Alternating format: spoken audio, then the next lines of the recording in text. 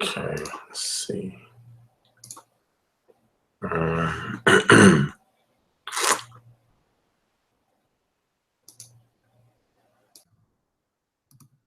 me do this. Turn this up. Let's see.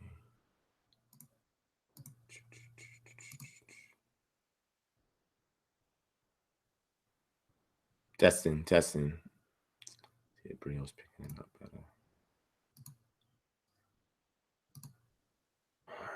And it's on 100%. Testing. I'm probably just gonna stick with Brio.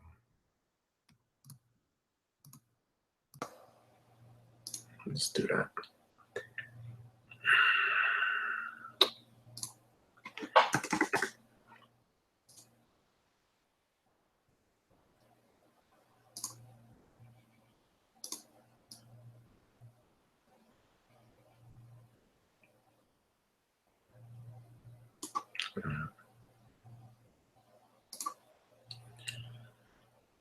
Okay, so we are live.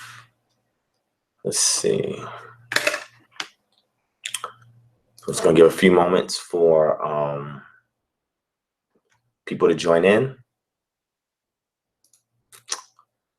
I'm gonna start to give the shout outs like I normally do. I think the last session, let me see. When's the last session? This is 8th. Yeah, so the last session was Saturday. So you're actually getting a Freestyle Friday that is not scheduled until next week. You're getting it today. So I hope y'all enjoy this. But I'm just gonna wait a few more minutes and see what's up. This thing don't refresh too good. All right.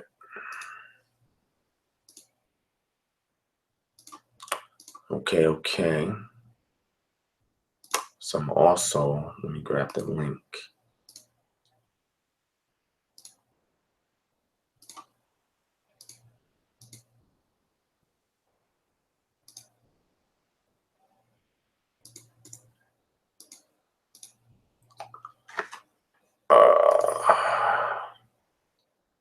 Okay, I don't know what's going on with the chat room count. Looked like it surged and now look like it's dipped to 2 people. I don't know what just happened. Let me see.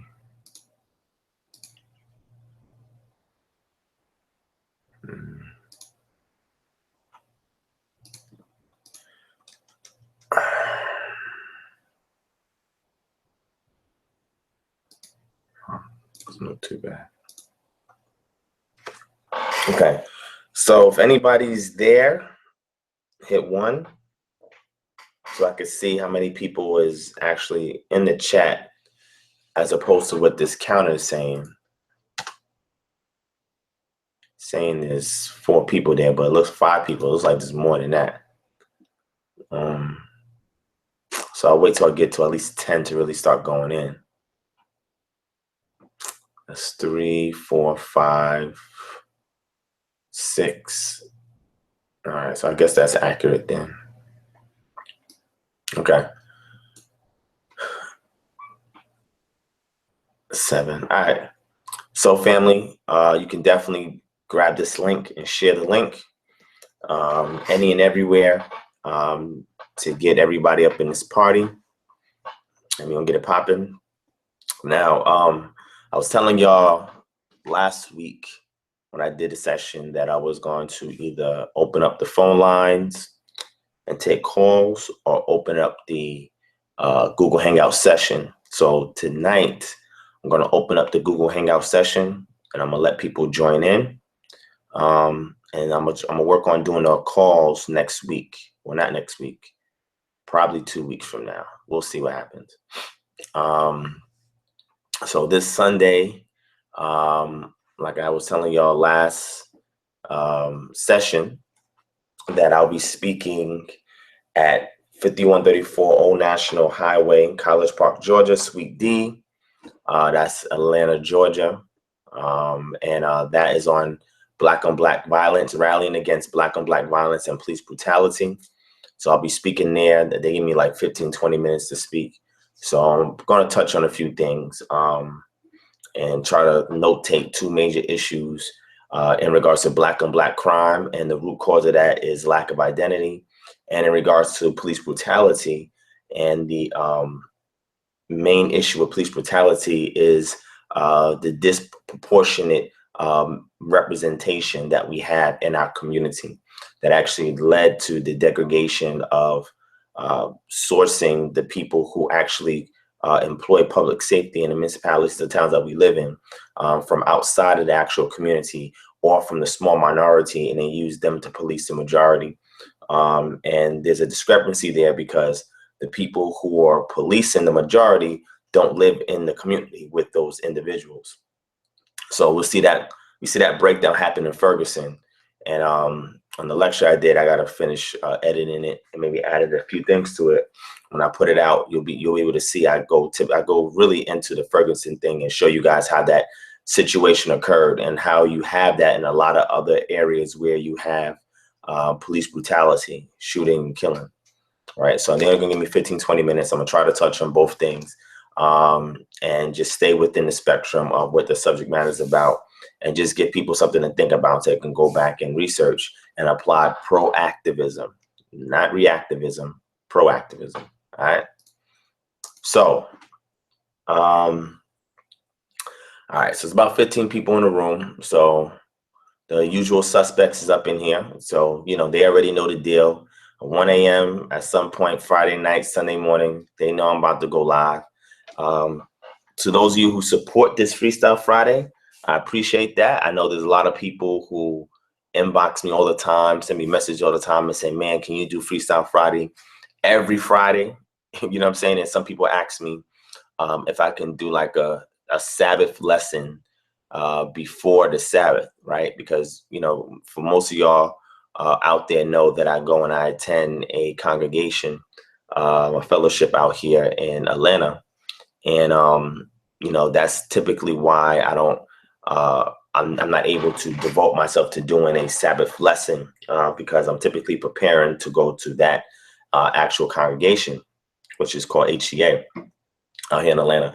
But what I can probably do is, since I'm up late, you know, like right now, I was trying to take a nap before I did this session, so I'd have some energy, but I mean, I pull it from wherever I can pull it from and just get it done.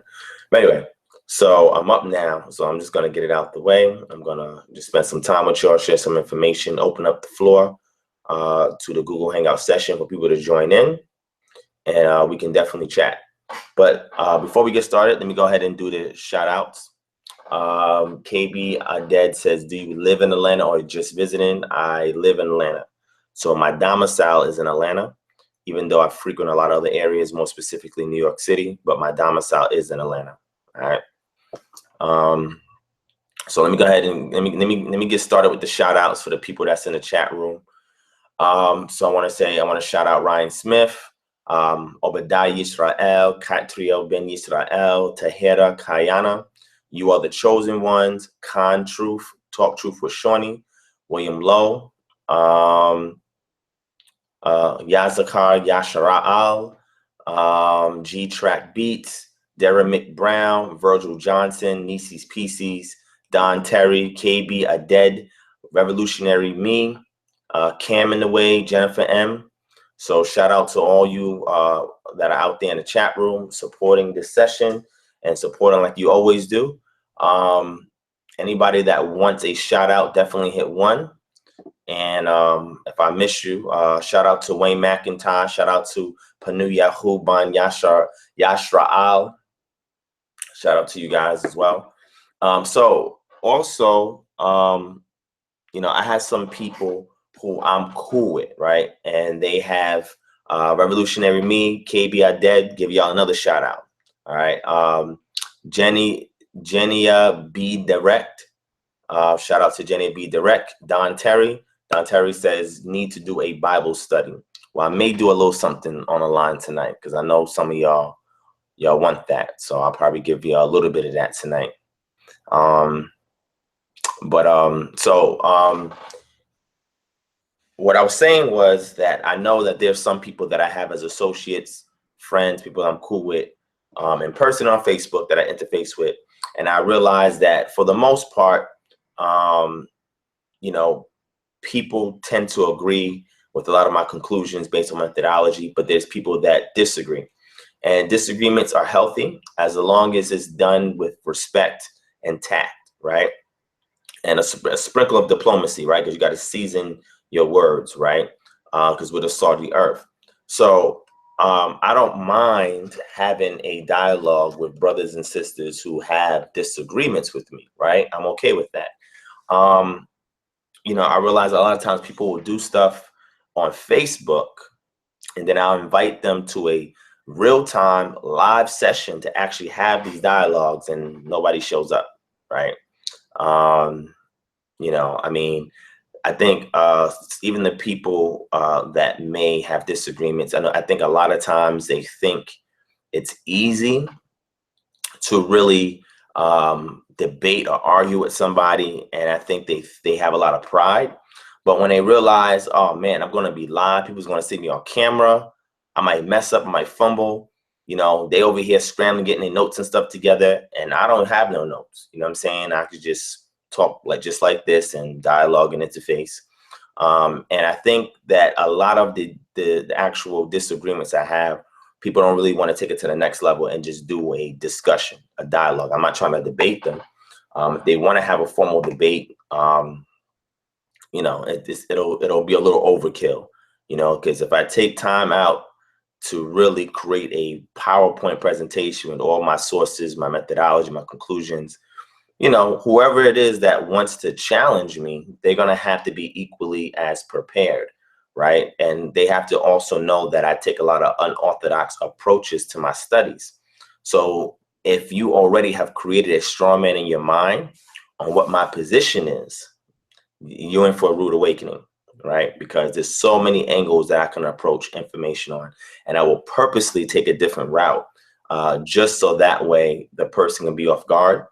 And the purpose of that is because, you know, you have to be able, this is not easy, right? It's manageable, it can be done, but this is not easy to be able to respond on the fly to all these questions people ask you and people try to debate and argue with you. Like, this is not easy. This is something that you either have to have a knack for, an innate skill for. You either developed this particular trade to be able to do stuff like this. You know, me, you know, I feel that because I have a particular purpose to teach is why I'm able to do this. You know, but, you know, like I tell people, I encourage, if you had a disagreement, come on, let's go live and let's hash it out. You know what I'm saying? Look me in the eye in the camera and let's talk. You know what I'm saying? That way I can see how much you know off the top of your mind and how much you have to go back and reference, which is fine if you got to do that. But I mean, don't try to, you know, debate and argue with me ad infinitum, you know what I'm saying? And I offer you a live stream session, let's do it, and you shy away, you know? But nevertheless, I'm going to start allowing those going forward. So anybody that may have, and I'll tell you something. So first, you know, what I would like to do is I would like to discuss openly some disagreements we may have in the Hebrew Israelite community. And then after I discuss a few of those on the fly, then I'll open it up and I'll start to have discussion with people of other communities. First, we're going to talk about the things we agree on, and then we're going to address the things that we disagree on. And I don't have a problem with people sharing their perspective or their worldview. I have no problem with that. I wanted to do it in a separate session, so that way I have a catchy name for it. So that way, if you only want to see that on my channel, you'll be able to see that as well. But I don't want my channel to be based off of controversy, right? And beefing and arguing. That's not the type of energy that I want on my channel. So anybody who wants to do it, and I agree to allow them to do it, I have to be able to assess their demeanor and their disposition to ensure that they're going to be respectful and tactful and follow the guidelines and the protocol, so that way we can have that type of dialogue. Everybody knows me that I'm very fair. I'm not going to argue with you. I'm not going to yell at you, curse you out. I'm not going to cut you off. You know, we're going to have a great maybe back and forth, allow some time to build on certain points, but I'm not going to disrespect you, right? I'm not going to be an unfair host, even on my own channel. You know, I will allow you to speak your mind and give you an opportunity to do that. I know some subject matters come up like the virgin birth that people bring up. They want to have discussions on that. I know people want to discuss with me as far as henotheism, and I have no problem discussing on that, or divine counsel. I have no problem discussing that. I know people have differences in regards to the calendar, you know, and I have no problems discussing that as well. Let me see, what are the other differences that we have on things? I think those are like the main things. The divine counsel, henotheism, as opposed to monotheism, dealing with the ancient Israel pre-exilic calendar, as opposed to the two mainstream calendars, which would be the Hillel II calendar and the Enochian calendar and offshoots of those. People who want to debate the virgin birth, people who also want to discredit the Brit Hadashah. But they first have to understand what my position is. And I think that that is a part where people get a little misconstrued of what my position on in regards to the Brit Hadashah and my stance that I take, which I call historical messianism, right? And if you don't know what that is, then it's going to be very difficult for you to debate me on that subject matter, because you don't even know my position. So I would advise people to research first, right? Also, another thing is having a discussion in regards to the Exodus, right? Because there's some people who hold to the 13th dynasty Exodus, and their premise is that according to what they read in Septuagint and the Samaritan Pentateuch and other versions, where it says that the Israelites sojourned 430 years in Canaan and in Israel, in Egypt. They split that time in half. 215 they put in Canaan, 215 they put in Egypt. They agree, like I do, that they entered in during the 12th dynasty, but then they say that they exited out in the 13th dynasty. And the purpose of that is to offset the 430 years of slavery until some point in the future that now applies to African Americans here in America. And they start that count at 1619. When the first slave ship came to America, even though slaves were being imported to the Americas from the West Indies way before any ships came to the Americas. And they start the timeline there at 619 and say in 2019, the 430 years is going to be up, or the 400 years of captivity is going to be up, and our redemption draws nigh, right? So that would give us less than 2 years, right? From looking at this right here, less than 2 years. So I know there's some people that may have disagreements in regards to that with me. I'm open to have a discussion of that. Anybody who feels that they are well versed in understanding the Exodus account, let's go in. Anybody that want to defend monotheism, let's go in. Anybody that want to defend a virgin birth, let's go in. You know, anybody that has an issue in regards to my position on the Brit Hadashah, you know, because you hear some people make low-key shots like, oh, well, how are you so smart, but you know, like a lot of my Tanakh only associates, you're so smart, but yet you still hold on to the Brit Hadashah. Why is that? And I explained to them, because of history. I understand history. If you're only looking at it through the lens of the manuscript or the literature, you are missing history. So I know the history, and because the history is solid, there's a lot from the history that I derive a lot of understanding from, and it's validated through Mishnaic writings via the Talmud, and or the Dead Sea Scrolls, corroborating that history that I'm telling you guys about, okay? And also when we look at various manuscripts, late manuscripts in the medieval times in regards to the Talmud and the redactions in the Talmud, right, to take away some information in regards to that history, not to acknowledge that history, so that way a print version of the Talmud can be processed with the printing press, and it can appease the Roman Catholic Church, so that way they can be allowed to allow these things to go into mass production. I mean, this is all history. Manuscript evidence. I looked at a litany of manuscript evidence, and I can bring several of them up on the fly, and we can go over manuscripts, and I can show you the discrepancies, the differences. We deal with textual criticism. This is very, very important. So If people want to share their disagreement with me, I'm okay with that. All I'm saying is you can just make sure you do your studies, right? The reason why I say that's because if you dialogue with me, I may or may not have any notes, right? I know the references, I know the information, so I can come off the dome and allow you to have your notes. You know what I'm saying? But to be fair, I also have notes as well. But the purpose of me doing this is not to start controversy, not to start beefing and arguing. You know, that's not the spirit I come in. Anybody that I allow to come on my panel, that's not the spirit I want you to come in. You need to know how to be diplomatic, tactful, respectful, and know how to use the higher frequency of understanding to convey your thoughts, and do so in a way where you don't have to resort to ad hominems and cursing and vulgar language and intimidation. I'm not going to allow that on my channel. And if I see that's the spirit you come in, you're getting cut off. Just not doing it. And anybody in the chat bringing that energy, the same thing is going to happen to you. All right. I don't mind you voicing your disagreements. You're entitled to that. I encourage it. That's how we all learn. But it's the manner in which you do it. All right. So just wanted to share that. Now, also, on Facebook right now, I put a post up on Facebook, right? I put it up yesterday. It got almost 350 likes on it. I'm gonna go ahead and show it to the people who are probably not friends with me on Facebook, so y'all can see this post. I wanted to touch on it a little bit, because I know some people was asking me about that, so I want to address that real quick. So just give me 1 second. I'm gonna share my screen in this. I'm gonna share my screen in a second. Let's see what's going on here. And I'm still gonna open up the floor. So I'm gonna send the link in 1 second. Let me just get through this real quick. All right. So let me go to the post. All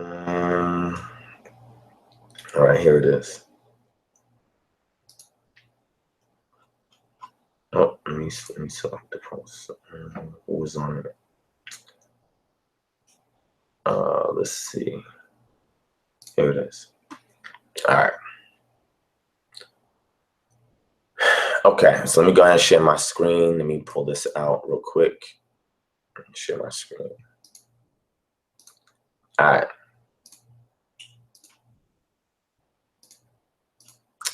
All right, so right now I'm sharing my screen, right? This is my Facebook page. And this is the post that I put up, right? I put the eclipse ushered in Hurricane Harvey, which hit Houston, wildfires in Los Angeles, worst ever. Also heard there was some in Montana as well. Hurricane Irma, which is hitting the Caribbean islands, and Florida, which is about to hit very soon, as soon as tomorrow. One of the worst ever, Category 5.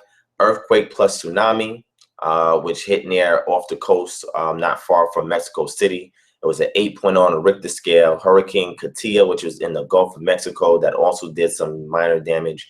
Hurricane Jose, which is right now offshoot from the Caribbean islands, but that's a Category 3 that's picking up momentum and is coming right behind Irma. Right?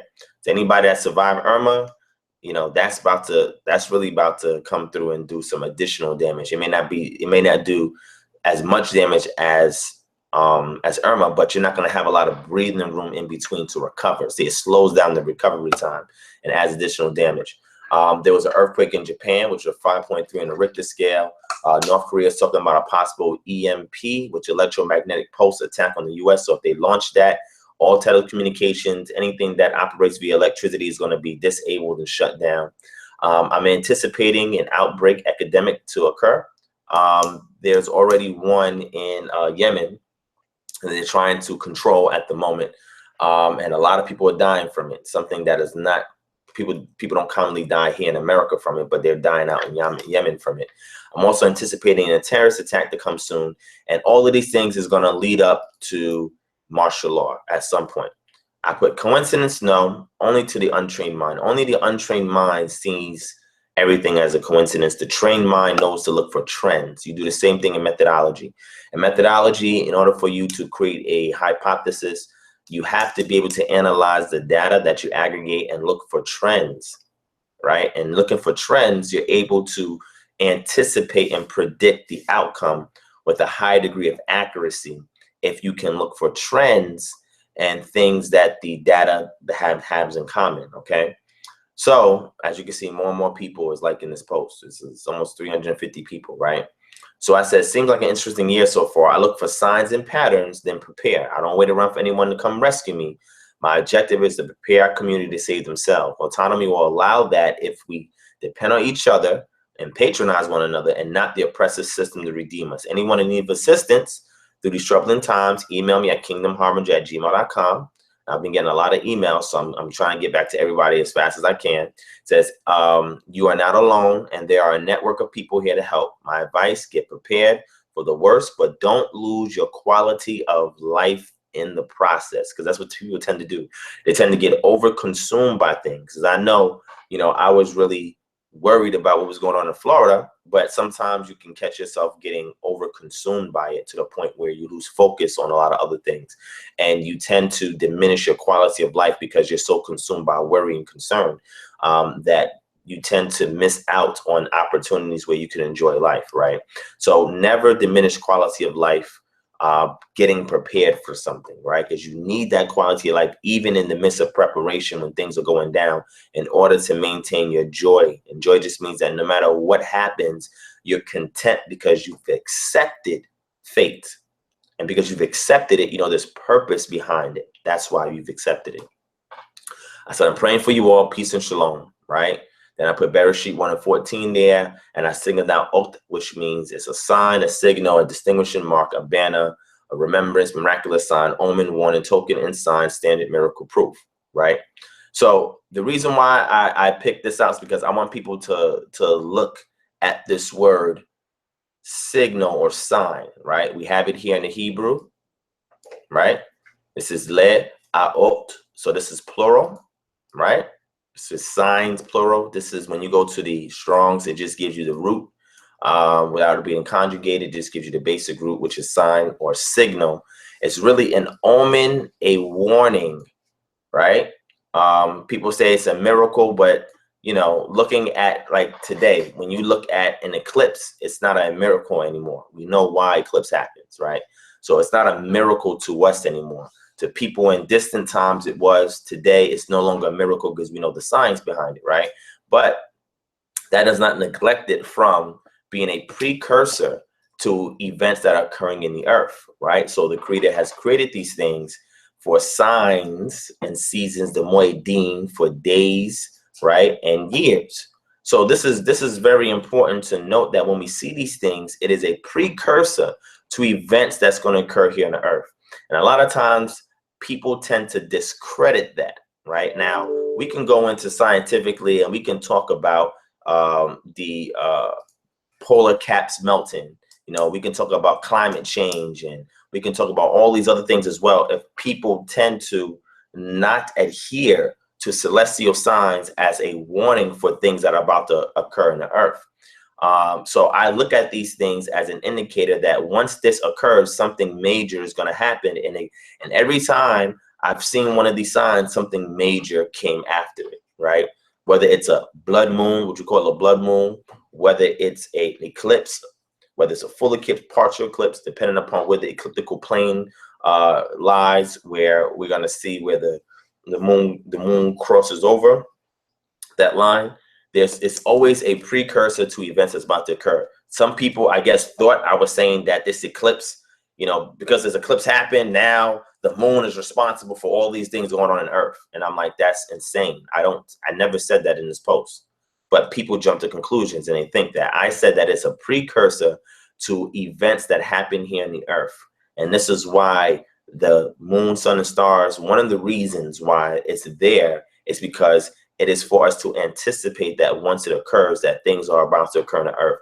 The ancients, Eastern ancients, African ancients always thought and understood this. They always examined astronomy and looked at these signs. And some cultures even went as far as to astrology, seeing how the celestial bodies actually affected affairs on the earth.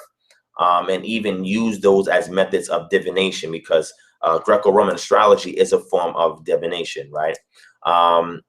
Now, there's something called Mercury retrograde, and I know somebody had asked me about that. That has to do with the planet of Mercury circling around the sun.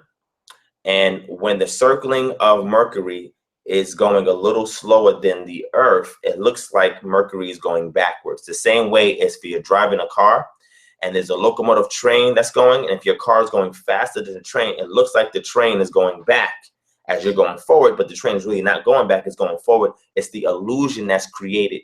So a lot of people have taken this illusion that they see that looks like Mercury is spinning or going backwards as an indicator of things happening in the Earth that affects business, trade, and telecommunications. So whenever you see Mercury in retrograde, it's indicative. Hold on. I think y'all need to see my face. Let me stop sharing. So I'm gonna come back to this. Anytime you see Mercury in retrograde, they said it's indicative of something that's going to affect trade, business, telecommunication, technology here on the Earth, right? And then you have things such as conjunctions in regards to Neptune and Jupiter and so forth like that. So that's what, because I know somebody asked me what Mercury in retrograde meant, and I just explained it.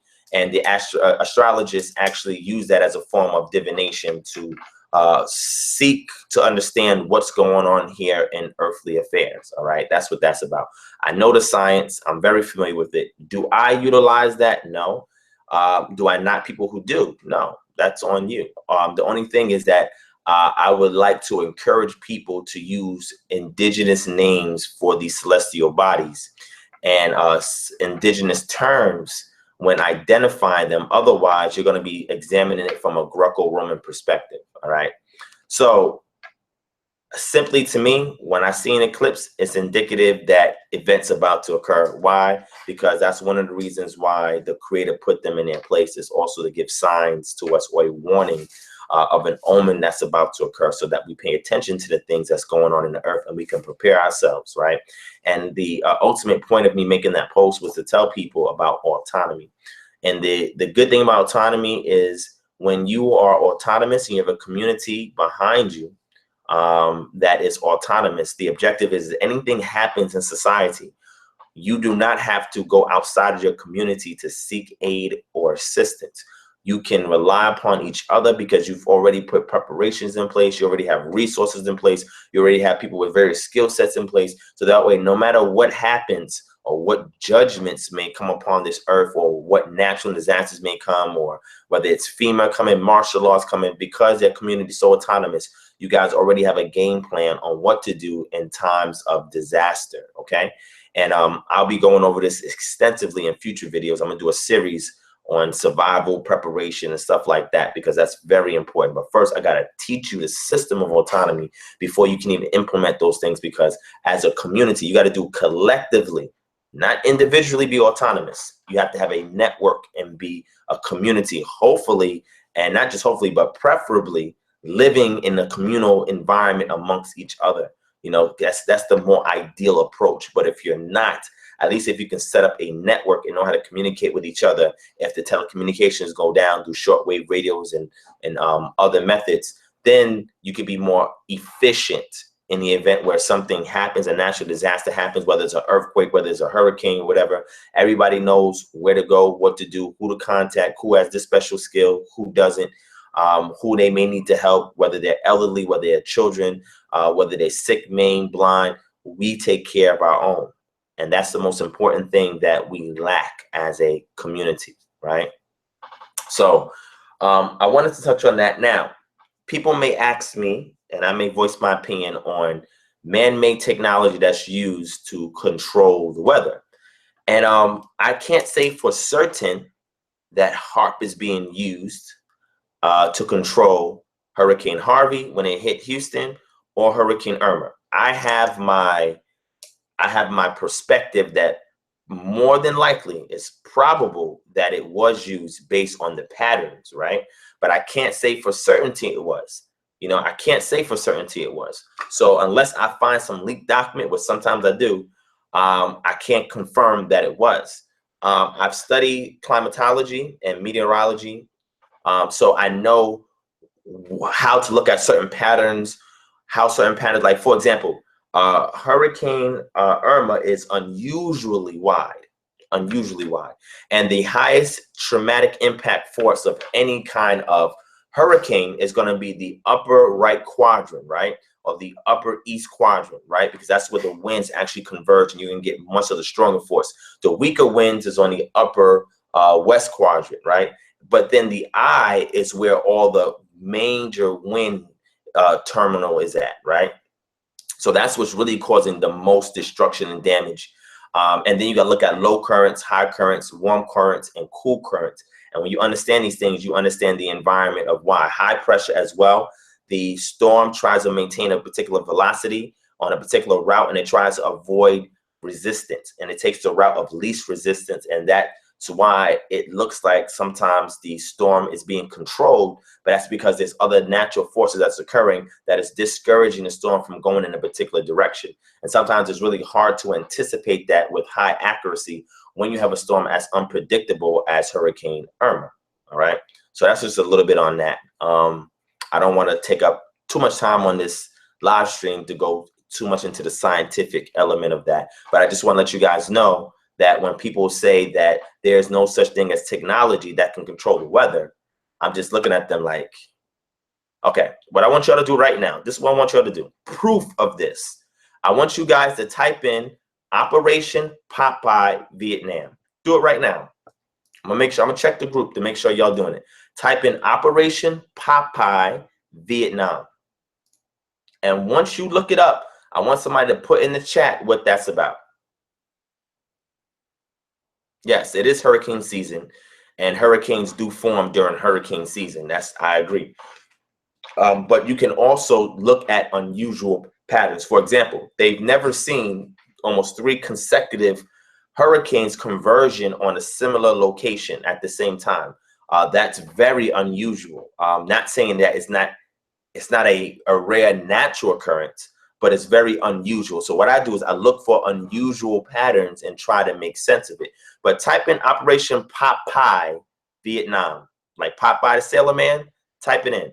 And once you type it in and y'all research it, I want somebody to put in the chat what that is. Somebody you can go to Wikipedia, you can go to the History Channel because they have a whole segment on it on the History Channel. This has been declassified information. The United States used weather modification to increase the monsoon season in Vietnam so that way they can slow down the enemy and win the war. And guess what? It didn't work. It didn't even work. So that goes to show you that even though man tries to intervene in certain incidences, you know, ultimately it's left up to fate, how the Most High has rolled the dice on chance, time, chance, and opportunity. And these things create a continuous bed of things to actually come out from. But look up Operation Popeye.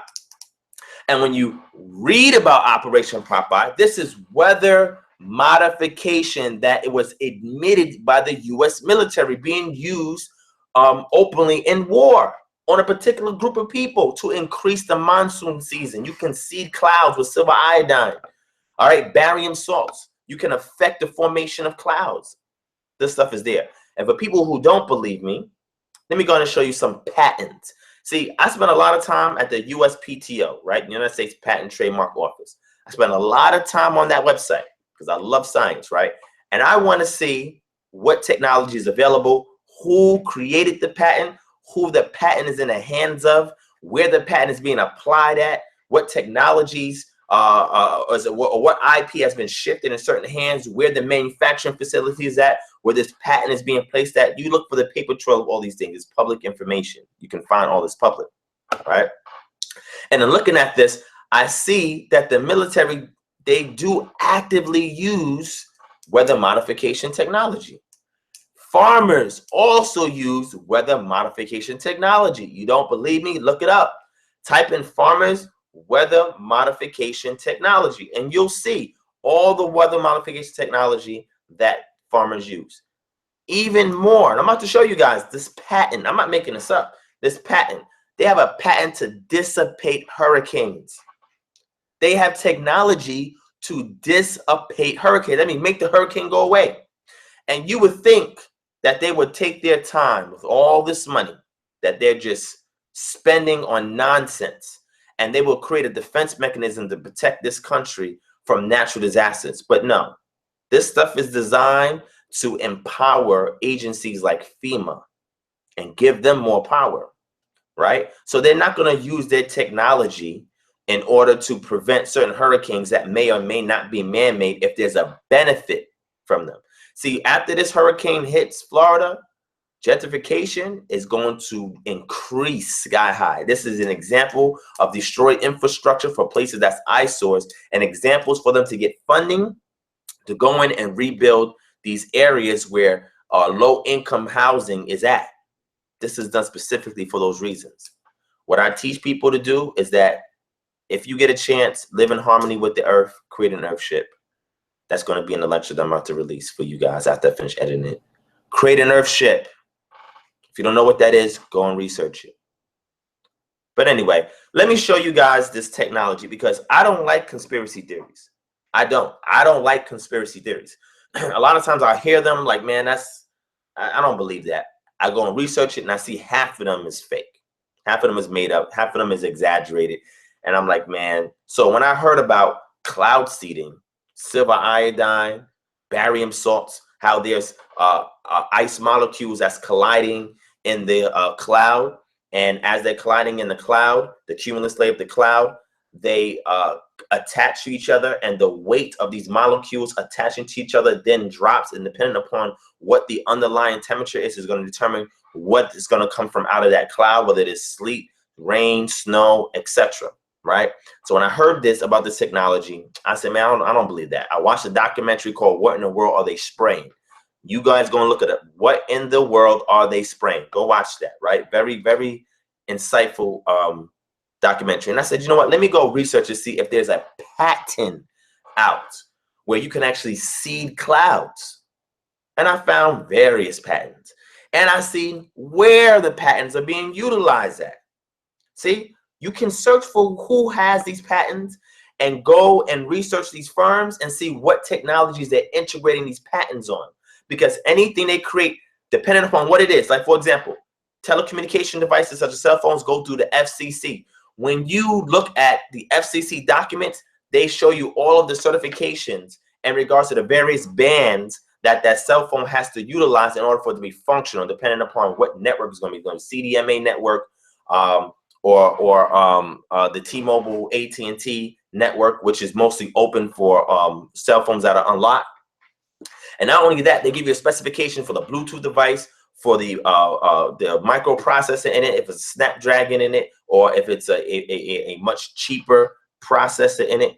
And they tell you all the patents, right? Or even when they apply for patents, right?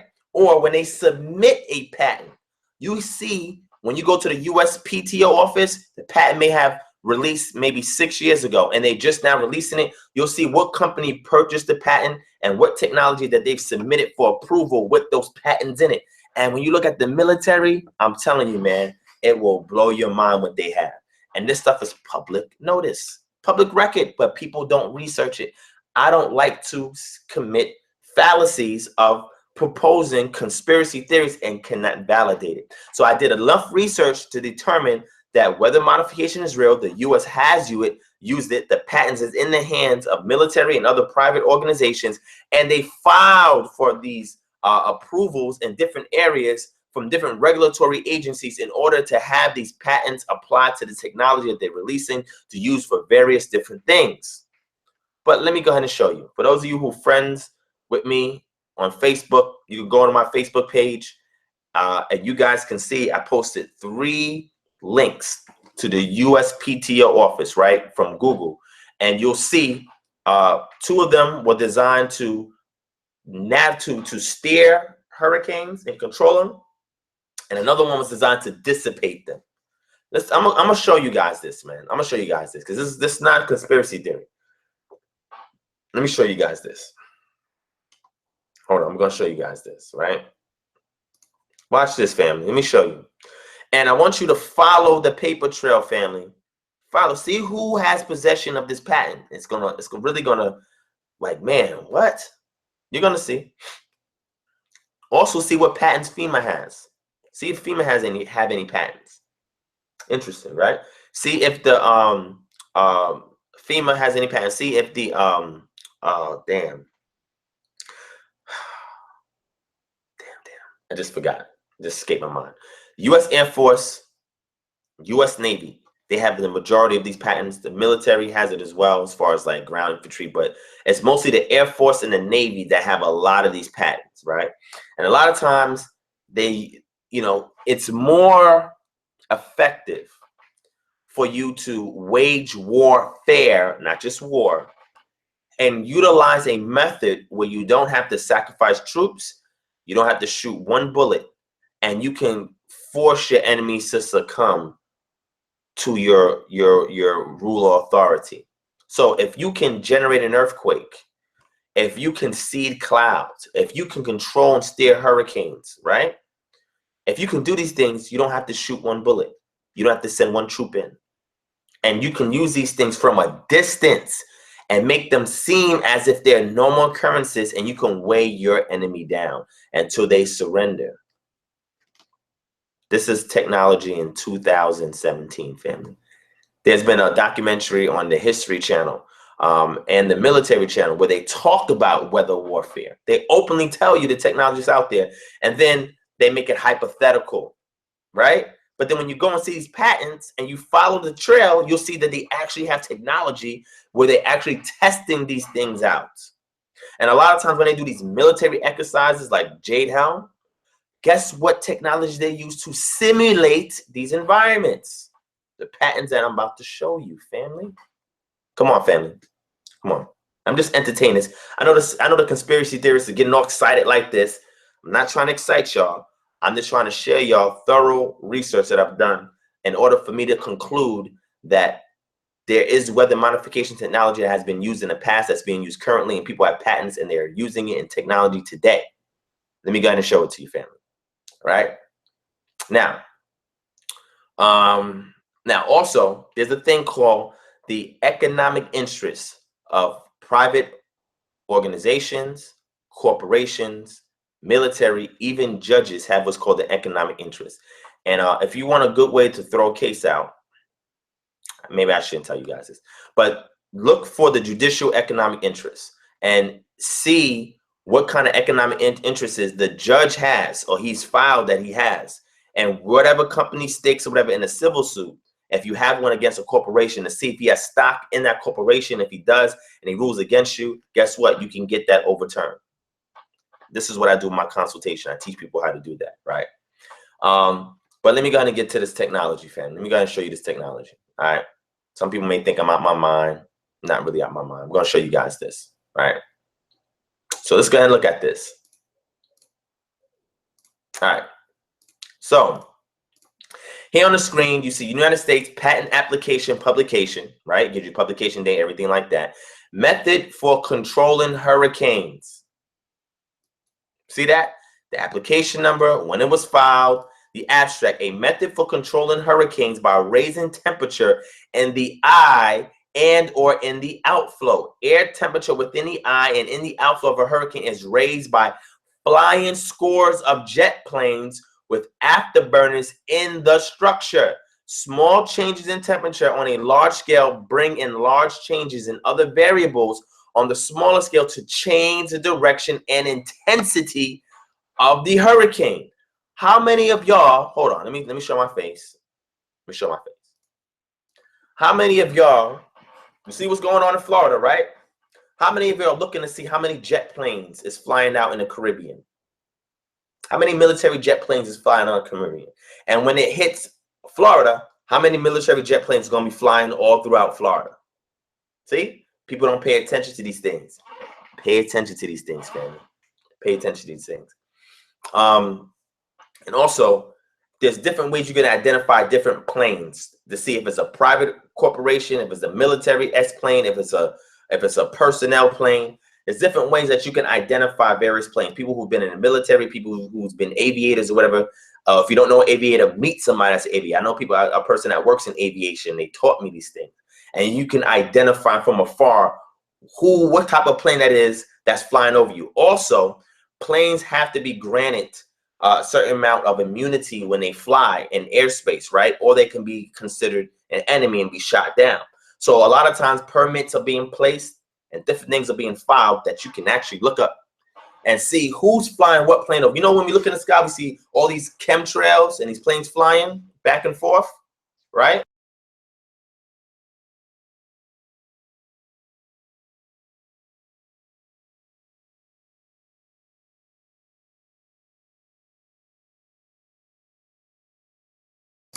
All right. My bad, family. So when you see these planes flying out in the sky and they're creating what's called chemtrails and stuff, I even got a video on my YouTube channel about this. Very interesting. And I also tell you what you can take in order to, like, for example, zeolite and activated charcoal. These things will help detoxify any metals that's in your body, barium salts that's in your body, etc. It'll neutralize them and help to pull it out your body, okay? But anyway, and you see these planes fly by, there's ways you can identify what kind of plane it is. And there's places that you can search to see who has the permit or permission to fly in that airspace at that time of day. And you'll see who's responsible for it and what they're doing. You always got to look for the paper trail. It exists if you decide to look for it and not just focus on a theory, a conspiracy theory. Look for the paperwork. Paperwork do not lie.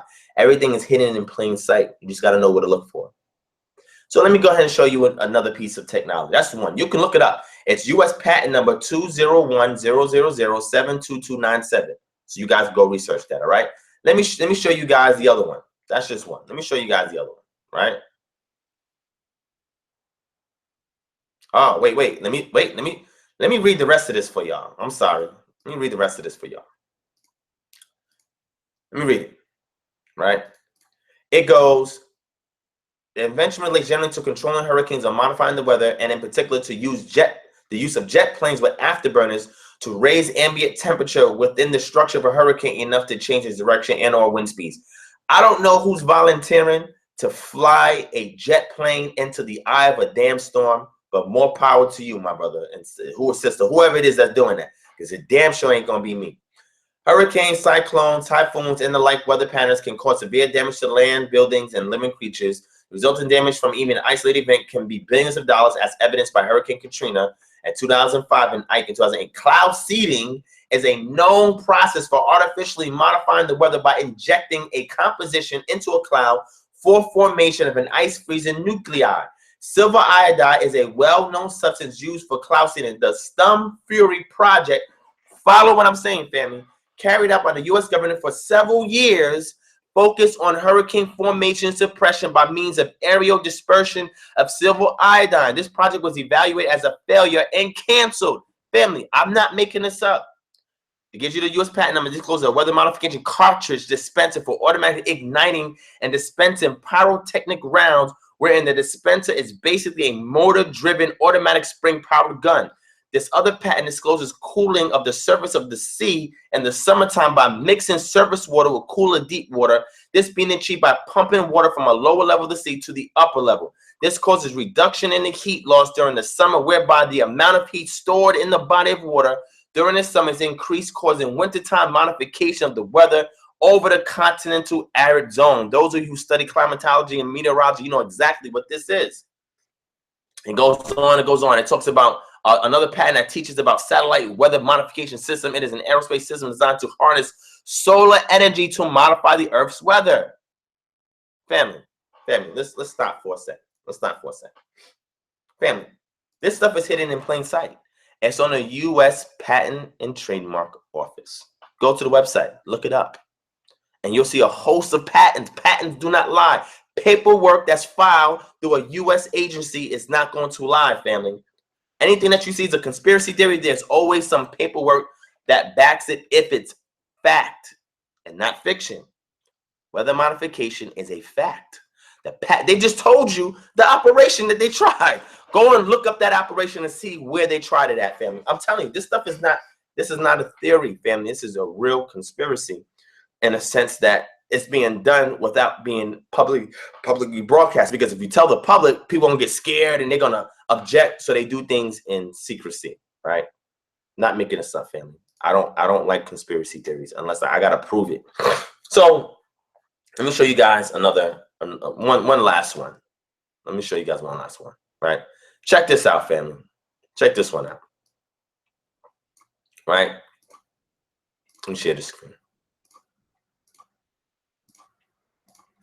All right, this is hurricane and tornado control device. A method is disclosed for affecting the formation and or direction of a low atmospheric weather system.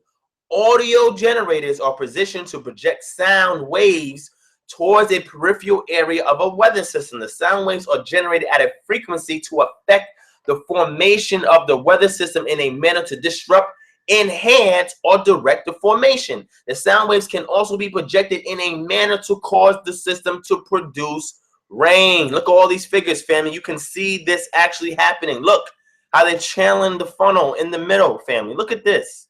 You see this? Look at this. Look. That's crazy.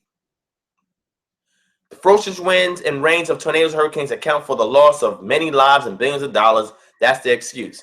The USA and the U.S. Weather Research Program, the National Oceanic Atmospheric Administration, family, write these names down and look up the paper trail, have invested millions of dollars in research to find systems which will predict with accuracy the formation of a path of potentially violent weather systems.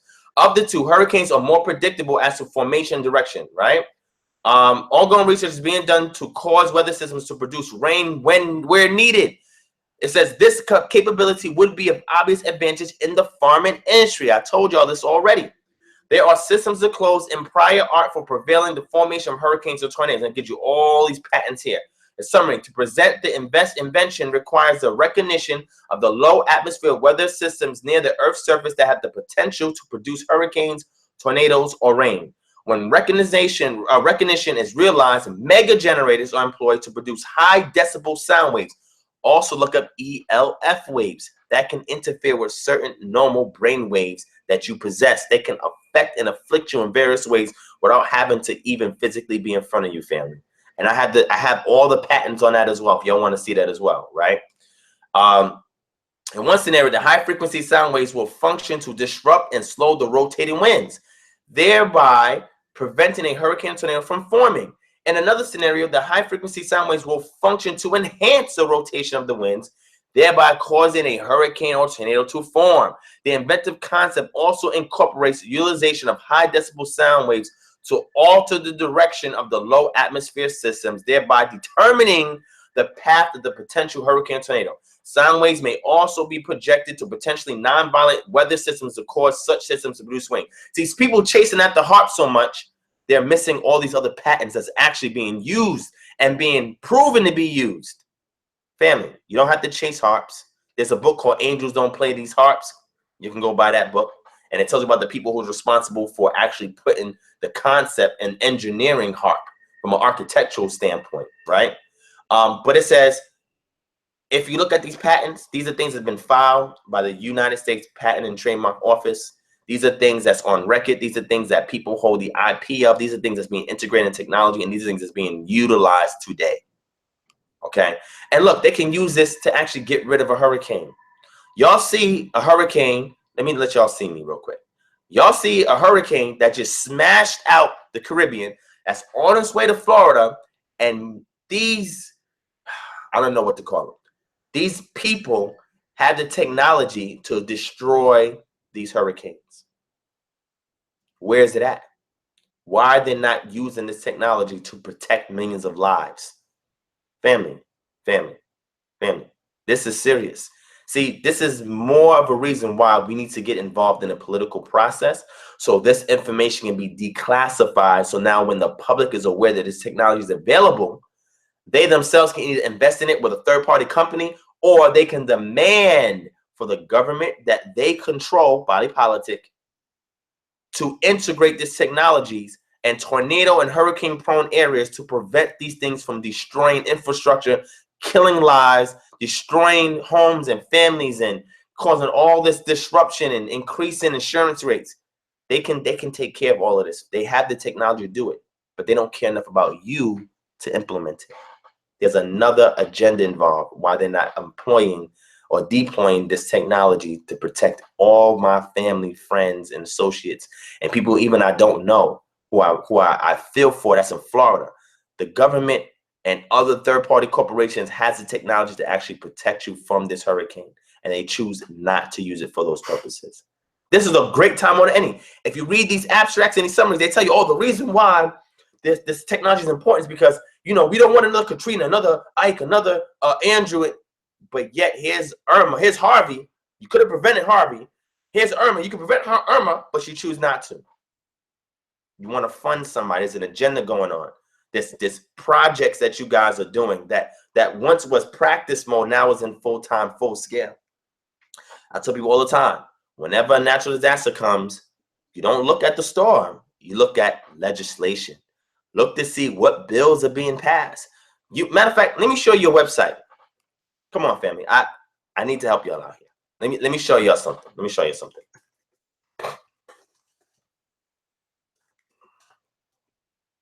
Let me show you this. All right, I'm going to show you this website. Right? All right. Here, let me show you this. Let me show you this website. Here's a website. This website is called GovTrack, right? GovTrack.us, right? And what it does is that it shows you all of the bills that's actually out right now, right? Tells you the prognosis of that bill actually being passed and who introduced it and what time. You get to see, look at this, Department of Defense Appropriations Act of 2017. How many of you know about HR 1301? HR 1301 reflects the final bicameral agreement on fiscal year 2017 Department of Defense spending. If enacted, HR 1301 would result in discretionary budget authorizing, look at this, family, $577.9 billion. The U.S. is in over $20 trillion of debt, but they're going to give this amount of money to the Department of Defense. The agreement includes savings of $1.155 billion from lower than expected fuel costs, $157 million due to favorable economic conditions, and $4.76 billion in savings from rescissions of unused prior year funding or surplus. Family.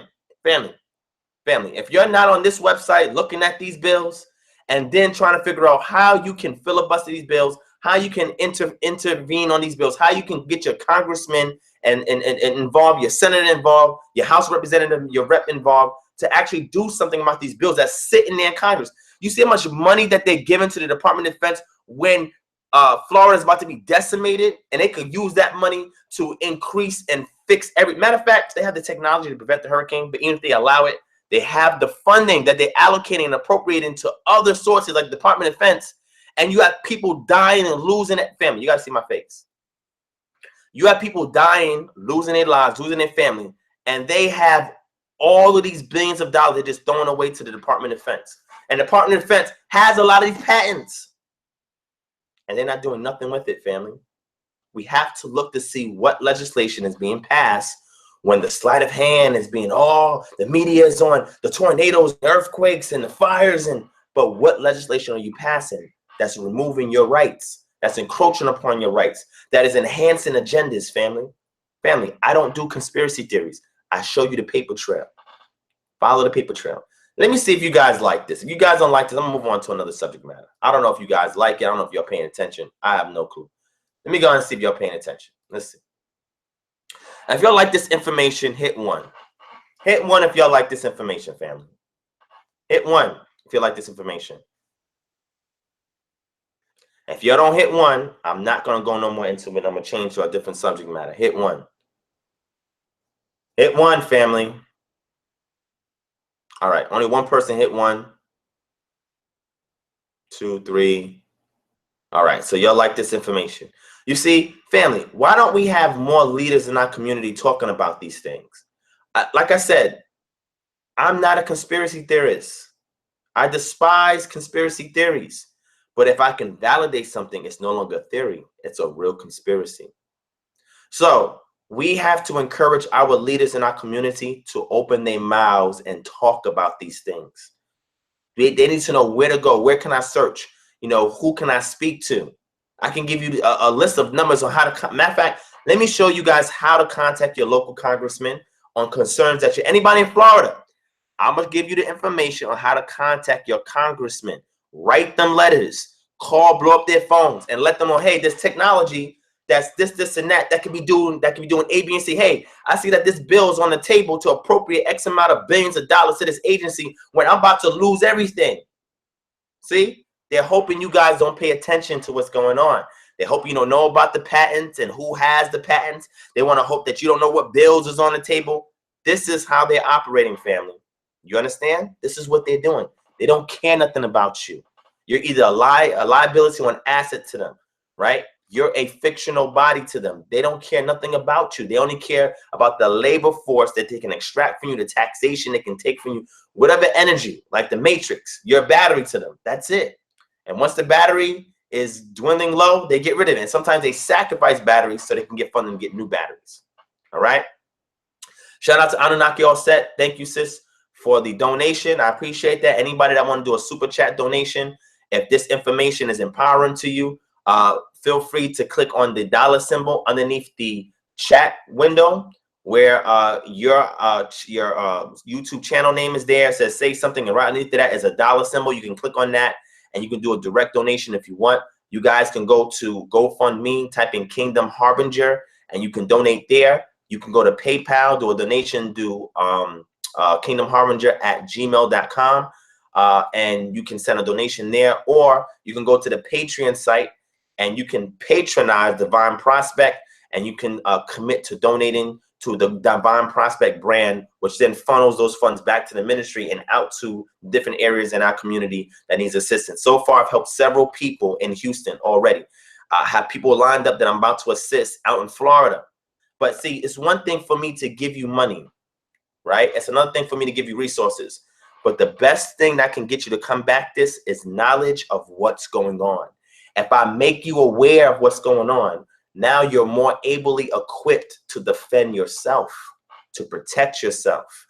You don't need me, right? I'm just an extension of assistance to serve. That's it. But I want you to have the tools so you guys can do it yourselves. This is getting to the mind of autonomy, family. Do you understand what I'm saying? Okay. Okay. So let me go ahead and show you a couple of things, family. I got to show you this.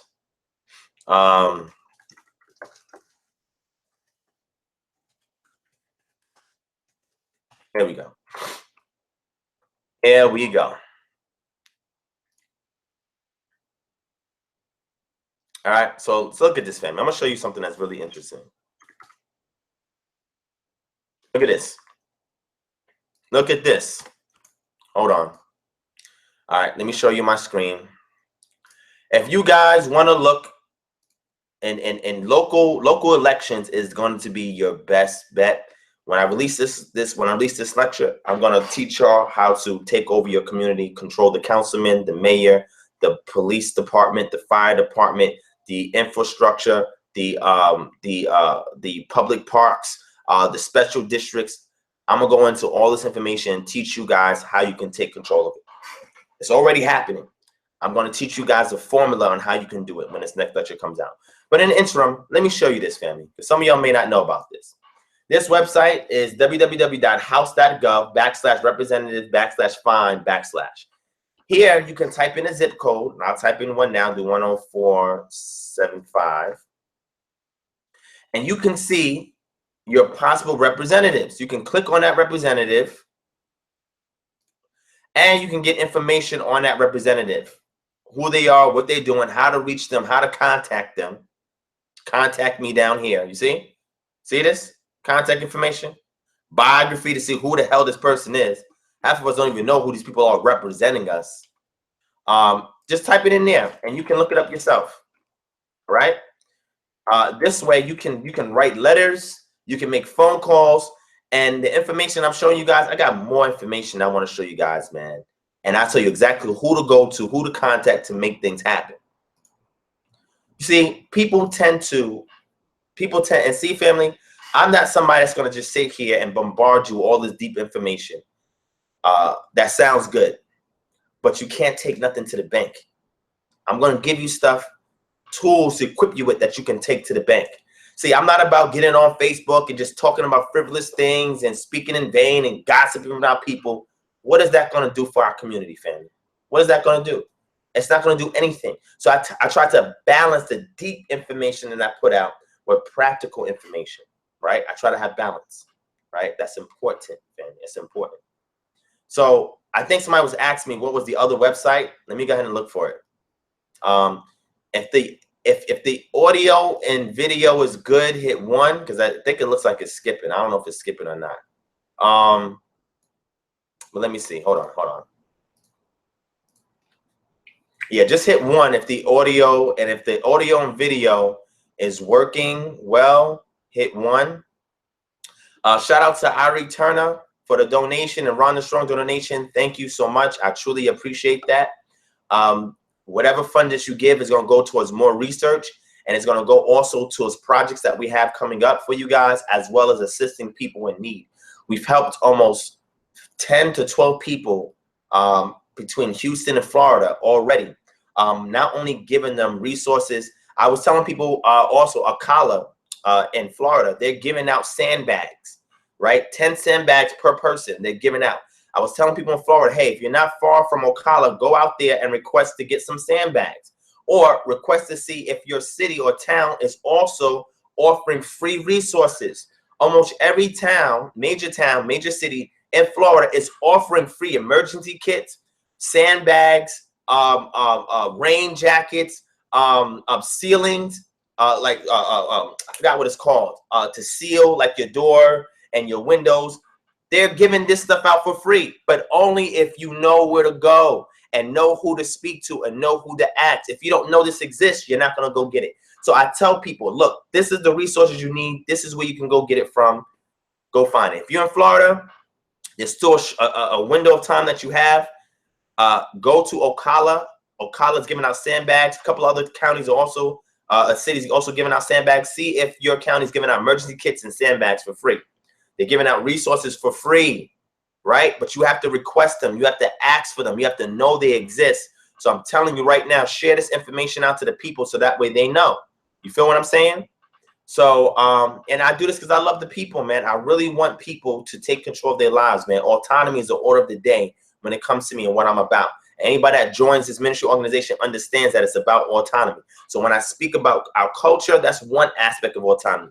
Building a community, pro-activism, health, law, debt elimination, all of these elements is part of autonomy, so we can take control over our own, teaching you guys how to take over your own communities. I mean, you're not finding this information nowhere else the way it's being presented to you guys, right? And I'm not charging you $1,000 to give y'all free information. I'm just telling y'all where to go. You know, some things, if I concocted the IP, I would like to be compensated for my time, because I put a lot of hard work, sweat, and tears, and blood and everything, and sleepless nights and lack of time with my family and everything to give y'all this information. You know, so if somebody sees that it's beneficial and they want to donate, I greatly appreciate it. The people on Patreon that have subscribed to Patreon and commit to donate, thank you so much. You're making all of this possible. Matter of fact, some of the funds that I had gotten from donation, I used it to access more resources to get more information, right? That you'll typically won't find. Man, I have documents and documents and documents of information I will continue to leak to you. Matter of fact, let me show you one document. I'm going to show you this document. Don't ask me how I got this document, but I'm going to show you this document, okay? And this document is going to show you the protocols and procedures when there's a natural disaster, an epidemic, or whatever the case may be. I'm going to show you. Let me get this document for y'all. I don't even know if I should show y'all this. I don't know if I should show you this, but let me show you this document. I believe it's declassified, so it's not like it's something secretive, anything like that. But let me show you this document. Let me get it real quick. Let me find out what happened. If I can't, because I didn't even know I was going to talk about this tonight. But if I can't find it, next session I'm going to get it for y'all. Where would I have this information at?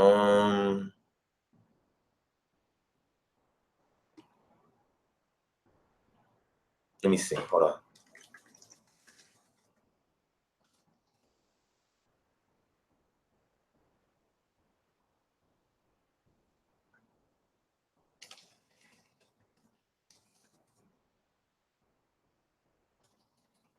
Yeah. Oh man, I don't think I have it on my cloud. It's probably my network attached storage cloud drive that I have. I don't have that linked up right now. But anyway, what I'm gonna do is show y'all the protocol that local law enforcement, the National Guard, the military, all employs to work together, and the procedures and protocols that they utilize in order for them to control a scenario when there's a pandemic, when there's pandemonium, when there's a natural disaster. There's a protocol that they follow. And if you read this manual, you'll understand exactly everything that they do, so you could be one step ahead. You know what questions to ask, you know who to speak for. You can start speaking in the same jargon and terminology that they're using, and they'll give you more insight because they see that you're in the know. Family, you got to know how to navigate. I'm going to teach y'all how to do that. I'm going to teach y'all how to do that. I'm going to teach the family how to do that. Shout out to Jennifer M for the donation. I appreciate that. Thank you. I'm glad you guys enjoy this. You know, because I'm telling you, man, I don't see nobody in our community talking about this stuff. Maybe I'm wrong. I don't know. I may be wrong, but I know that I have an obligation to y'all. I can't be following around everybody else who's doing anything. I have an obligation to y'all. And y'all know, at least if you come to this ministry, you part up with us, you work with us, you're going to get information and teach y'all how to take control of your own internal affairs, right? We're going to empower you, equip you, educate you, edify you. You know what I'm saying? Equip you. We're going to do all of these things to make sure that you guys can take control of your own lives. You know how vulnerable it is, you know, to be an individual and you don't even know what's about to take place. You don't know how to prepare for it. You know how vulnerable that makes you? Most people don't want to be in a position of vulnerability because they don't know how to navigate, operate, or function, right? I've been in a lot of crazy situations, so I've learned to adapt, and I've been desensitized of a lot of things. So that way I don't panic when something happens. People close to you know I don't panic. Something happens, even if I do panic, it's internalized. It's not actualized. And actualization, I'm acting, I'm moving instinctively, right? And I internalize that because I realize in my brain a shift happens where, as a leader, my first instinct is taking care of other people. And then I deal with me last. But let me rephrase that. Taking care of my family first, other people, and then me last as a leader. So every day I condition myself. I yield myself to the Creator. The Creator downloads information to my mind. He says, as a leader, you have to be a servant, a chief servant at the forefront. You come last. Everybody comes first. Not in the sense where I cheat myself, you know what I'm saying, or let people take advantage of me. But as a servant, people who are genuine, I have an obligation to them, right? That's not just stuffing deep information down your throat. I'm teaching you guys how to navigate diplomatically in society. Man, I wish I had this document. I have it on my other drive. It's not on my cloud drive. I created my own network attached storage. Anybody that knows about IT information, you know what a network attached storage is. That's your own cloud hard drive that you have attached to your router that you can access remotely anywhere, the same way that you would do Box.net, OneDrive, SkyDrive, same thing, or Google Drive or something like that. I have a lot of documents on there, and I have it on there purposely because some documents I did not want to put on the cloud because it was very sensitive type information that I wanted to keep close to me so I can access it and also give that information to people who are close to me. So if something happens to me, they can access it as well. But I'm gonna give that to y'all. And when y'all read these manuals, the same manuals local law enforcement gets, you're gonna be able to read them, right? And a lot of them has been declassified. So it's not like I'm going in and breaking in I'm stealing stuff. No, this stuff is being declassified. A lot of stuff is public, but they hide them. They hide them. And when you look, like I told you before, ask the right questions. Same thing with methodology. I told you that last session. If you look in the right places, ask the right questions, go to the right resources, you can find some really good information.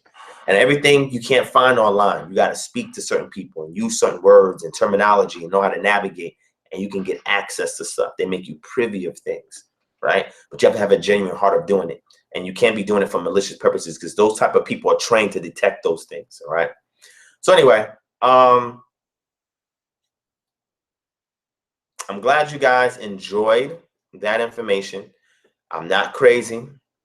Well, some of the ideas I may have is crazy until I actually show people, and then they actually say, "Man, you know, this is really not crazy." Sometimes it may take some time. Sometimes it be a little bit ahead of people. That's okay.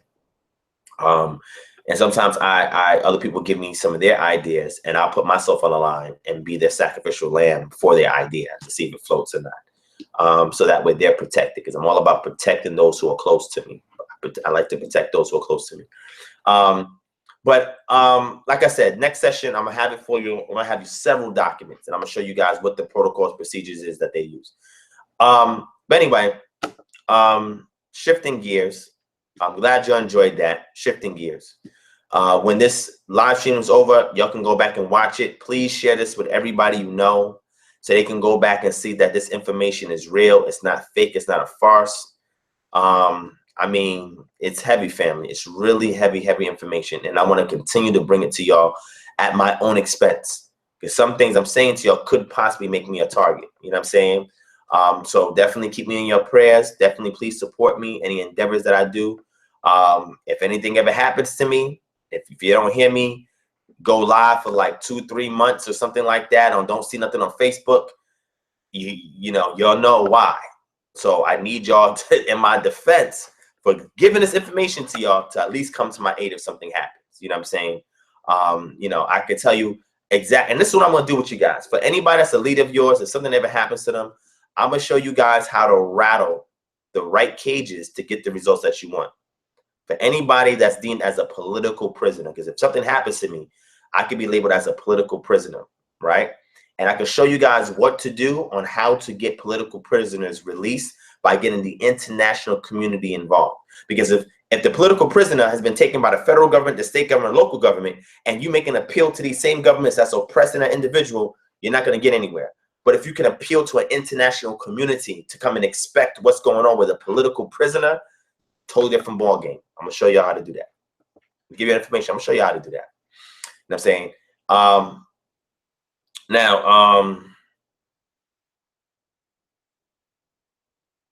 Yeah, show me those pictures of the sky. Like I said, look for jet planes, look for satellites, right? Or pseudo satellites, and listen for various tones and sounds. Why? Because this is showing you technology at play that's manipulating these hurricanes, creating them, dissipating them. They have the technology to do whatever they want. Whether they're using it actively or not, they have the potential to do it at any given time. And they've used it, Operation Popeye, on the Vietnamese. They used it.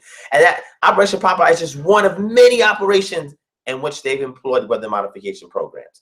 I'm just giving y'all that because that's something that they openly admit. They did a whole documentary on this. Look it up. I'm not lying, family. And like I said, I showed you guys what site to go. Let me show you guys the site again. Look at all the legislation that's being passed when this is happening. Know who your congressmen are and how to find them, how to contact them. Know how to create your own communities and politically control them, which I'm going to show you. I'm going to give you all the tools, family. So if anything ever happens to me, you guys can continue on in my legacy. And my legacy is to equip our community to be autonomous. And you can use these tools to make a difference, because the more of us that's doing it, the less chances they have of controlling us. All right. So I'm going to show you this website because I know somebody asked about the website for the bills. So I'm going to show y'all this website for the bills. I'm going to show y'all this website. All right. Here's the website right here. It's called www.govtrack.us/Congress/bills/browse.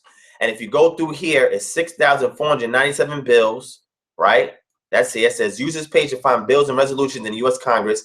We have complete information back to 1973, plus limited information about enacted laws from 1951, 1972, and bills from 1799 to 1873. It's 6,497 of them, family. Go through them. You can put certain things in here. Like if you want to know, let's say cancer. Let's say I put cancer in there, right? And you search for cancer. They're going to give you all the bills relating to cancer. If I want to say, maybe let's do geoengineering. Let's say geoengineering. No bills match geoengineering. Let me do weather. Or let's do act of God on natural disasters. See? Energy Savings and Industrial Competitive Act, Coordinated Ocean Monitoring and Research Act, Space Weather Research and Forecasting Act. Look at this. To promote a 21st century energy and manufacturing workforce. Let's look at that. Let's look at that. Okay. Requires Secretary of Energy proprietors education training for manufacturing and energy-related jobs in order to increase the number of skilled workers by encouraging schools to equip students with the necessary skills and technical expertise, increasing outreach to monitor serving institutions, and displacing unemployed energy manufacturing workers. How many of y'all are in the field of energy and manufacturing that need a job? Encourage this bill to get passed. Okay, family. All right. I'm done. I'm done with that stuff for now. I'm done. Next session, I'm going to give you guys the protocol manual, procedure manual. You'll know the routine on how to get things done.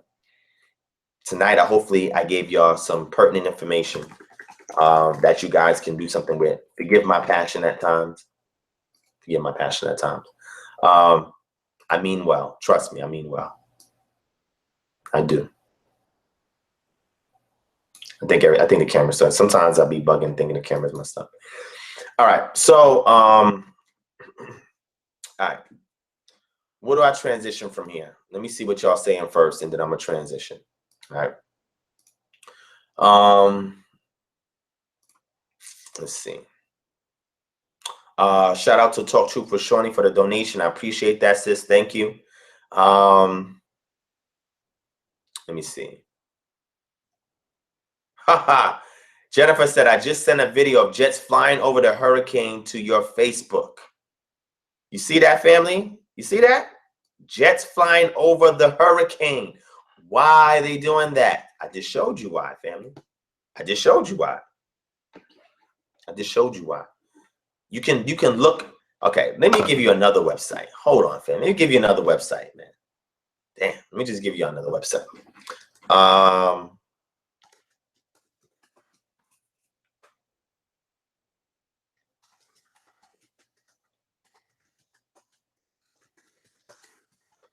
Okay, let me find something for y'all. Let me find something for y'all.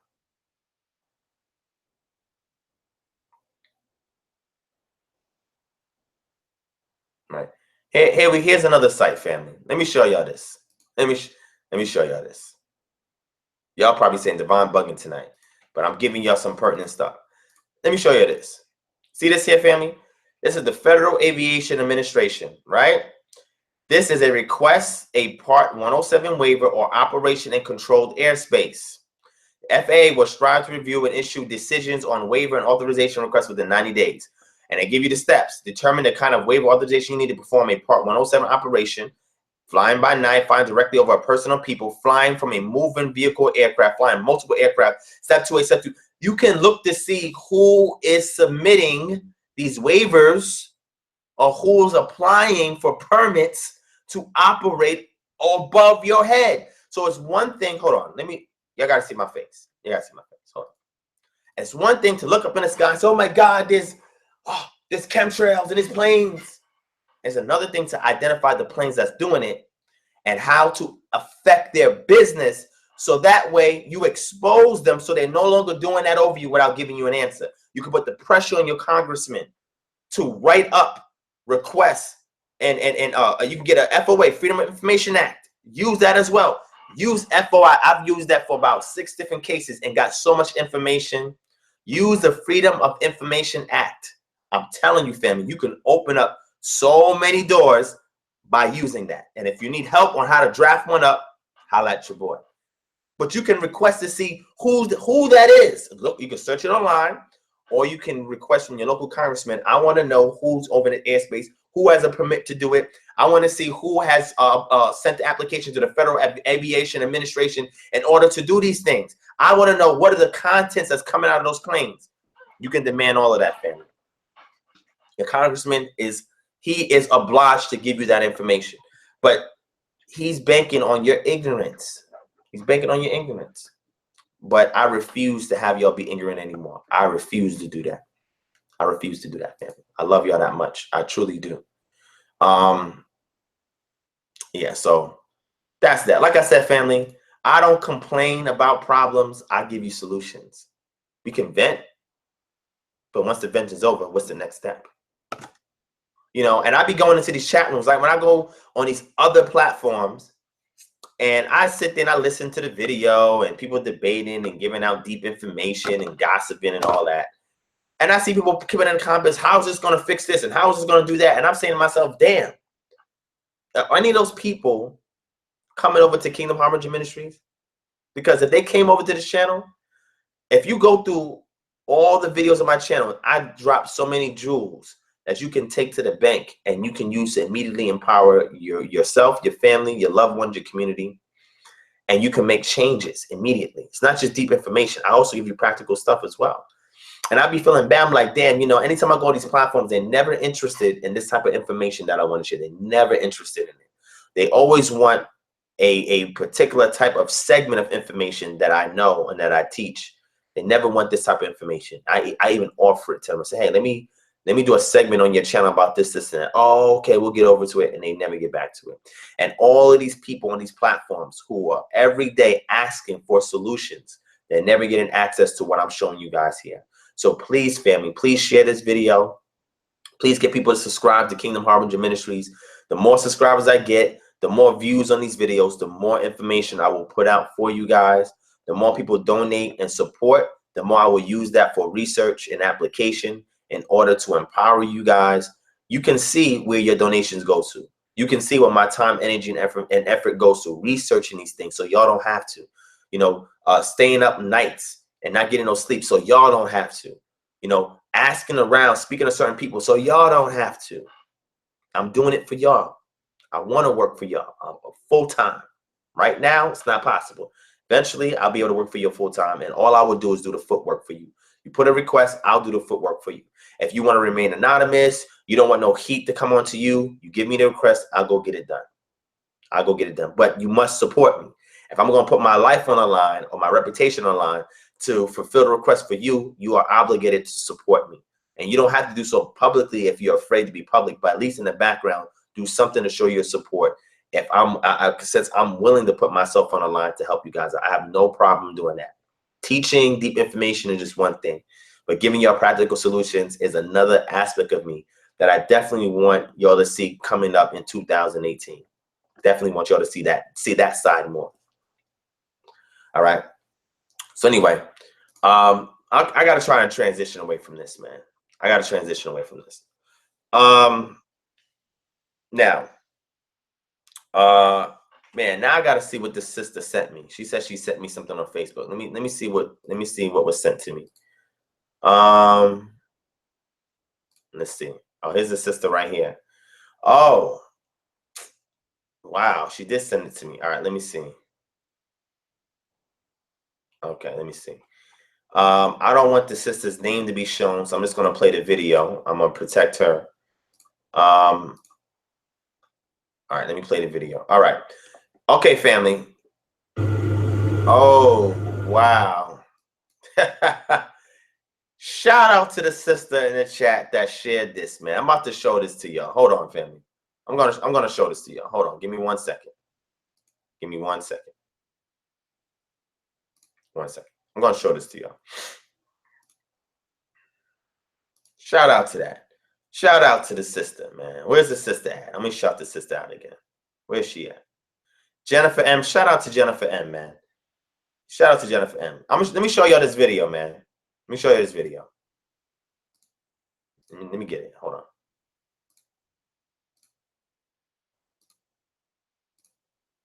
All right. Look at this, family. Watch this. If Air Force Reserve hurricane hunters flying right over the freaking hurricane. You see that? And all they got to do is ignite their jet engines right into that middle of that storm and they can control it. Wow. That's incredible. And it's the Air Force. Oh, that's incredible, family. That's incredible. And to know that they can get rid of that storm and save lives. Katrina didn't have to happen. Harvey didn't have to happen. Irma doesn't have to happen, family. They don't care about you. They don't.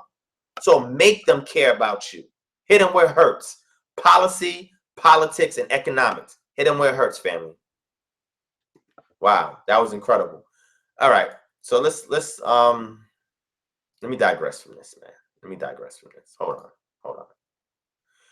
Also, those of y'all on YouTube who don't know about my Facebook page, type in Divine Prospect. I have 2 pages. Send me a friend request. If you don't get through the friend request, just follow my page, because I have over 1,000 plus friend requests that every time I go through it, I get like 10, 20, 30 more. So it's very difficult for me to accept friend requests for right now, especially since I don't have no space, and you know, Facebook caps you at 5,000. But definitely follow me, because a lot of my information, I make it public, right? So you don't have to be a friend of mine to follow me, and you can always inbox me, okay? Always inbox me if you need to reach me. I have 2 Divine Prospect Facebook pages, all right? I'm also on Instagram at Kingdom Moments, one word, at Kingdom Moments, all right? But yeah, follow me on there, and I post a lot of good information for those of you on YouTube who may have Facebook that are not friends with me. I put a lot of information on Facebook all the time, so you wanna link up with me on Facebook, all right? Those of you who are not on Facebook, it's okay. I'm gonna start putting more of that information on these videos, so that way y'all have them. Like I said, I have new segments coming up that I'm gonna place on this channel.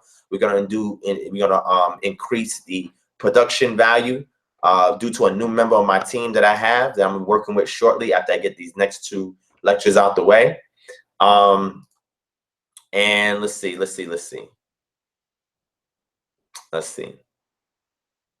Yeah, so shout out to the sister for that, man. That's good information right there. I appreciate that. Definitely appreciate that. All right, so it's 2:40. What time did I start? I started like almost 1 o'clock, but 12:47, something like that. Almost 1 o'clock. So it's been like almost an hour, 40 minutes, almost 2 hours. So I'll do like another 15, 20 minutes. Let me open up the panel. I'm opening up the panel. Put the link in the chat. Put the link in the chat. Montana the Monster said you should do classes on how to be a scholar. Sure, I could do them. I'll add that to my upcoming website. I already have a university section on the website where I give you academic courses. I give you forms. I give you tests. I give you pamphlets and everything. So that's coming up on the website when the website gets launched. Shout out to Sandra Creary. Thank you for the donation, sis. I truly appreciate that. But if you look at the last session that I did, I talked to you guys about methodology, right? So the first step to being a scholar, and I'm not calling myself a scholar, what I present is research scholarship, but I don't call myself a scholar, right? People consider me that, and that's fine. But you have to know what research methodology is. And I showed you guys a postgraduate postgraduate handbook to walk you through, in layman's terms, how to do research methodology. Once you understand research methodology, then you can get on the path, and you have to use critical thinking, research methodology, and be willing to take risk, right? And a lot of areas that people don't venture in. And in doing so, you can stand out as being somebody who's a great researcher, and then you can go your way to being a scholar when you start to submit publications, books, articles for peer review, and stuff like that. Then you can be a published scholar, right? You can be an armchair scholar. A published scholar is something different when you take your information and you put it in article book format for peer review and submit it to universities, because you can have universities peer review it too. So that's what you can do as far as that's concerned, as far as scholarship. I'm a little tired, but I'm put this link out anyway. If y'all want to join in, just click on that link that I just put in there. You can click on the link. You can join the live stream, get into Google Hangouts. And like I said, next week I'll do the phone calls. Share this link everywhere. If anybody that's up right now, have them rewind what I just discussed. A lot of good pertinent information in here tonight, man. A lot of good information. It was off the fly. I wasn't prepared for it, but you know, I know where to go, what to do in order to give you guys the tools you need to equip yourselves, right? So I put the link in the chat. So if anybody want to jump on the live stream session, click on the link, log into Google Hangouts, and you can jump on the session. All right. Man. Deborah says, I know I just did. I know you put yourself in harm's way. I do, but it's for a good cause. It's for a good cause. You know, my life is not about me anymore. Shalom to the sis, Akoti Talk Truth with Shawnee. Shalom, sis. How you doing?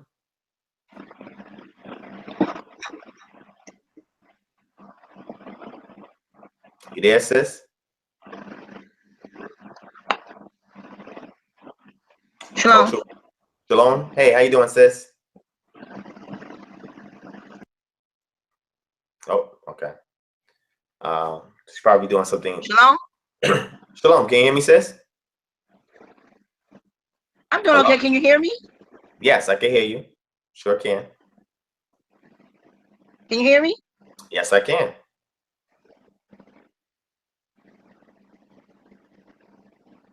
Hello? Okay, you keep fading in and out. Oh, that might be, are you on your phone? I can't hear you. Yeah, I think she's probably on her phone. That's why it's fading out. I think something might be wrong with my computer. Yeah, because my signal is good. But it's okay, sis. You can. No, I'm on my computer this time. Oh, you are? All right, there's a slight delay. It's okay. I'll give the sister a chance to work out what's going on that end. If anybody else wants to jump on the chat, you definitely can. But shout out to Talk Truth with Shawnee. She's also the moderator in the chat as well. When I can't see nothing, she's my eyes in the chat. She's also part of the ministry as well. The sister, she has a lot of different skills. One of the things that she's really into now is like doomsday preparation. So she's really good with that information. She has a lot of pertinent information and news and stuff like that, and links it back to culture, identity, and everything. So she's a great asset to the team. So I'm happy to have her on. She just so happened to see a live stream I was doing on capital punishment. I believe that was it, and saw it as a suggestion while I was going live, and from there decided that she wanted to link up and contribute. So I appreciate the sis for that. But if anybody else wants to jump on the chat, click on the link, log in to Google, and you can get on the chat. All right. Let me see. All right. Let's see. Trying to think of something. Azazaya Ban Yahawada. Shout out to you. Shout out to Reliable Andrew. Noel Shaduj. Shout out to you.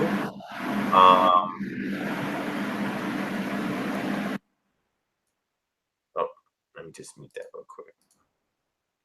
All right. If you want to shout out, hit 1. I'm going to shout you out. So when people go back and watch this, they know who's supporting, who's contributing. So if you want to shout out, hit 1 so I can shout you out.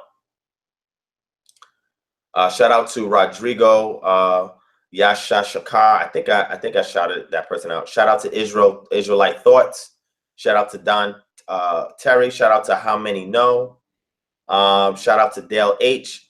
Shout out to Zazuria, Solomon 12 Tribes. Who else? Shout out to Sean Fleming, DJ Black Charm Music. Shout out to DJ Black Charm Music. I think he bounced. Sam Bone. Shout out to Sam Bone. If you want to shout out, hit 1. Shout out to G Consciousness, who's in the chat as well. Melanin Rich Nagash. Shout out to Melanin Rich Nagash. Shout out to Kimo Ben Yisrael. Sam Bone. Shout out to Sam Bone. Anybody want to shout out, hit 1. I'll shout y'all out. Also, if you here's my email. Let me post my email again. Shout out to D-Red, my brother D-Red. If any of y'all have any businesses, if any of y'all have any information that can help us, like what I talked about, and want to share it on this channel, email me first, and I'll feature you on the channel, and we can have a dialogue and get the information out to the people. So We're going to have a segment set aside for that on KHM TV, Kingdom Harbinger Ministries TV. And we'll definitely feature you on there so that way you can share that information, all right? So definitely email me first. I'll go through the email and we can go from there, all right? KB Dead said, DP, can we get that Facebook info so we can follow? Yeah, just type in Divine Prospect on Facebook. You'll see 2 pages, a public figure page and a personal page come up. Just click on them and join. I'm the only Divine Prospect on there for now. So just click on it and join. Shout out to Sandra Curie. Appreciate the sis for donating. I think I got everybody else out. Shout out to Noyo Shajuj. Thank you for that. He said, I think it's a he. Excuse me if I'm wrong. I think he said, I'm just glad I found someone with this level of knowledge. Shout out to Prospect. I appreciate that. Thank you. And like I said, I don't spend my time trying to debate, argue, create controversy. This channel is not based on that. It's not built off of that. This channel is designed purely to empower, edify, equip, educate the people, and that's what it's there for. You know, it's not there to argue, to debate, to beef, to gossip, to drag people's name through the mud. I don't care about none of that, right? People may do it towards me. I don't care. That's not what I'm here for. All right, I'm not here for that. I'm here for the people. Seriously, here for the people. All right. There was some stuff I wanted to talk about tonight, other stuff, but I just got so wrapped up about, you know, what's going on. You know what I mean? In this day and age, man, it's a very interesting time to be alive in this world. But it's even more overwhelming and daunting when you have no purpose in the midst of it. And I encourage everybody out there, find your niche, specialize in that niche, and activate your purpose. And if you don't know what that is, we have counseling sessions. We can help you out with that. All right. I'm training more and more people to do these counseling sessions so they can reach more and more people. All right. If anybody wants to join the ministry, email us at kingdomharbinger@gmail.com, and we'll consider you for membership. Now, the brother is talking about any thoughts on Equifax hack. That's a reason they would shut banks down. Yes, I heard about the hack, but I did not investigate it yet. So being that I have not investigated it yet, I don't want to speak prematurely on it. Shout out to Panu Yahoo on the line. Peace, peace. Hey, shalom. Yeah, I was going to tell you, I had some questions earlier, but the way you took the chat today and went in, I don't know, we could talk about that other stuff later. I don't even want to detour you, man. You kind of went in today. I appreciate that, Chief. You know, I just, it wasn't planned. I just was sharing some things that was on my mind and telling you guys what you can do in your own communities, right? Because to know that people involuntarily submit taxes, because you don't really voluntarily pay taxes, to entities where taxation is going to and it's not immediately directly impacting communities. I'm gonna show you guys what a municipality is, and in my lecture that I'm editing and put up, I'm gonna show you guys how to create one. It doesn't take a lot to do it, and you can get it done within 60 to 90 days and vote your mayor and councilman in maybe 6 months from then, and how to get the people who is creating legislation, doing the judicial and administration and executive branches, how to create those people from out of the community in which you live in, and how to use what's called the home rule powers on a local level, so that way you can positively impact what goes on in your community, to the point where if anything is flying over in the airspace in which you live, because those individuals, the councilman, mayor, and so forth, live in that community, you can directly have access to them. They can directly go to the powers that be, and they can get something done about that. But if you don't know that these tools exist, how to get access to this, then you'll never be able to do anything but sit there and complain. I don't like to complain. I'll vent. Once I'm done, I'm getting something done. Something has to give. I'm not going to sit there and complain forever. That does not change anything. I'm not a reactive individual. I'm a proactive individual. Too many times people march and protest, and all they're doing is responding to stimuli, adverse stimuli. That is a reactionary revolutionary. I am a proactionary revolutionary. Proactive means you put measures in place to prevent issues from occurring and control certain scenarios. That's what a proactivist does. That's what a think tank does. This is what we do as architects, laying the blueprint down to give to engineers so that way they can build on top of what was given. That's my objective, right? Even with information, I do the same thing. I lay down a blueprint, I build on top of it, and I push it out as an ideological template for people then to take it apart, look at it, and say, man, this is a good idea. This works, is great. Or to say, you know what, it can be improved. Let me tweak it a little bit, right? That's why I put the information out, for people to do that. That's what it's there for you guys to improve upon it, or if it's a working model, to apply it and yield results. If you cannot yield results from any kind of methodology that you're trained to do, then you need to switch up to a different methodology. And what I was talking about last week, I was going over research methodology for people who wants to pull that energy in that area in order for them to increase their studies. Like I said, it's not about the quantity of time you have to study, but the quality of time is based on the tools you have to make the most out of the little bit of time you get. Even if it's 10 minutes a day, you can do some great research just by asking the right questions, knowing where to look, where to start, and knowing how to approach the subject matter that you're trying to tackle. All right. So if anybody else want to jump on, I'm gonna get off in about 15 minutes. Anybody else want to jump on, you can jump on. Before we bounce, let me see what's going on here. He said, point them planes out with laser pointers. Live Q&A session. Do you have a certain time that you do them? If not, could you recommend us to a site or a stream that does? Live Q&A, I'm gonna start that next session. I'll do live Q&A. I know sometimes you'll try to ask me questions and I'll be going off, but I'll do a live Q&A next session. I'll prepare myself for that, and I'll do it next session. If you want to call in, I'll give you a number. I'm generating a number for you guys to call in, and I can talk with you over the phone. Let the people hear you guys over the phone. Voice your opinion, give your feedback, ask your question, and we'll address it as best as we can. All right. And remember, family, I'm working towards doing this full time for y'all. Absorbing my contract position, doing this full time for y'all, so I can thoroughly respond to all your questions. I mean, I can give you short answers, but I don't think it does justice with a lot of questions. And you guys know how detailed I am with my lectures, right? My lectures has loads of detail in it. That's how much information I want to provide behind the question that you ask me.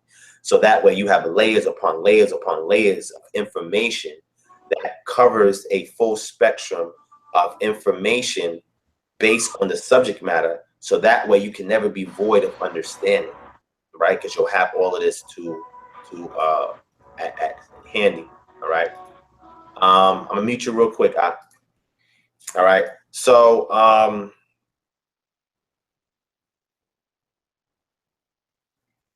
yeah, that's true. I agree with that. All right. So man, what was I gonna say tonight, man? Yeah, I was gonna go over something tonight. Would like to see that health and wellness. Yes, that lecture is still on the table. It's still coming soon. It'll be here before the end of the month. But the lecture that I'm putting out as far as a unique approach to collective politics, economics, and housing, part 2 is going to deal with health, food production, and distribution. And in the health segment, I'm going to show you guys a alternative healthcare plan that I'm working on. And I want to take it mainstream, but not too mainstream. But what it does is that, Devon, I'm interested to hear how you can stop a storm with jet engines. G Consciousness, you missed the build we did earlier. So when this session is over, you can rewind back and you can watch it for yourself. I give you the US patent number. You can go back and research it, and it breaks everything down for you in there. All right. Yeah, I know you meant jet engines. So when this session is over, you can go and rewind it, and you can see I went into all of that. I gave you the patent numbers. I went into the abstracts, the summary, who has the patent, how to track the patents, and all that information. All right. So go back and rewind when the session is over, and you'll catch that. All right. I'm gonna try not to make this session too long, so that way anybody interested as well who came into the chat late can also go back and access that information. All right. All right.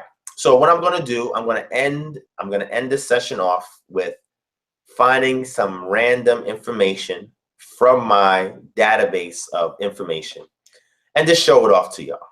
All right. And just show it off to y'all. Before I do, I know we have somebody on the panel.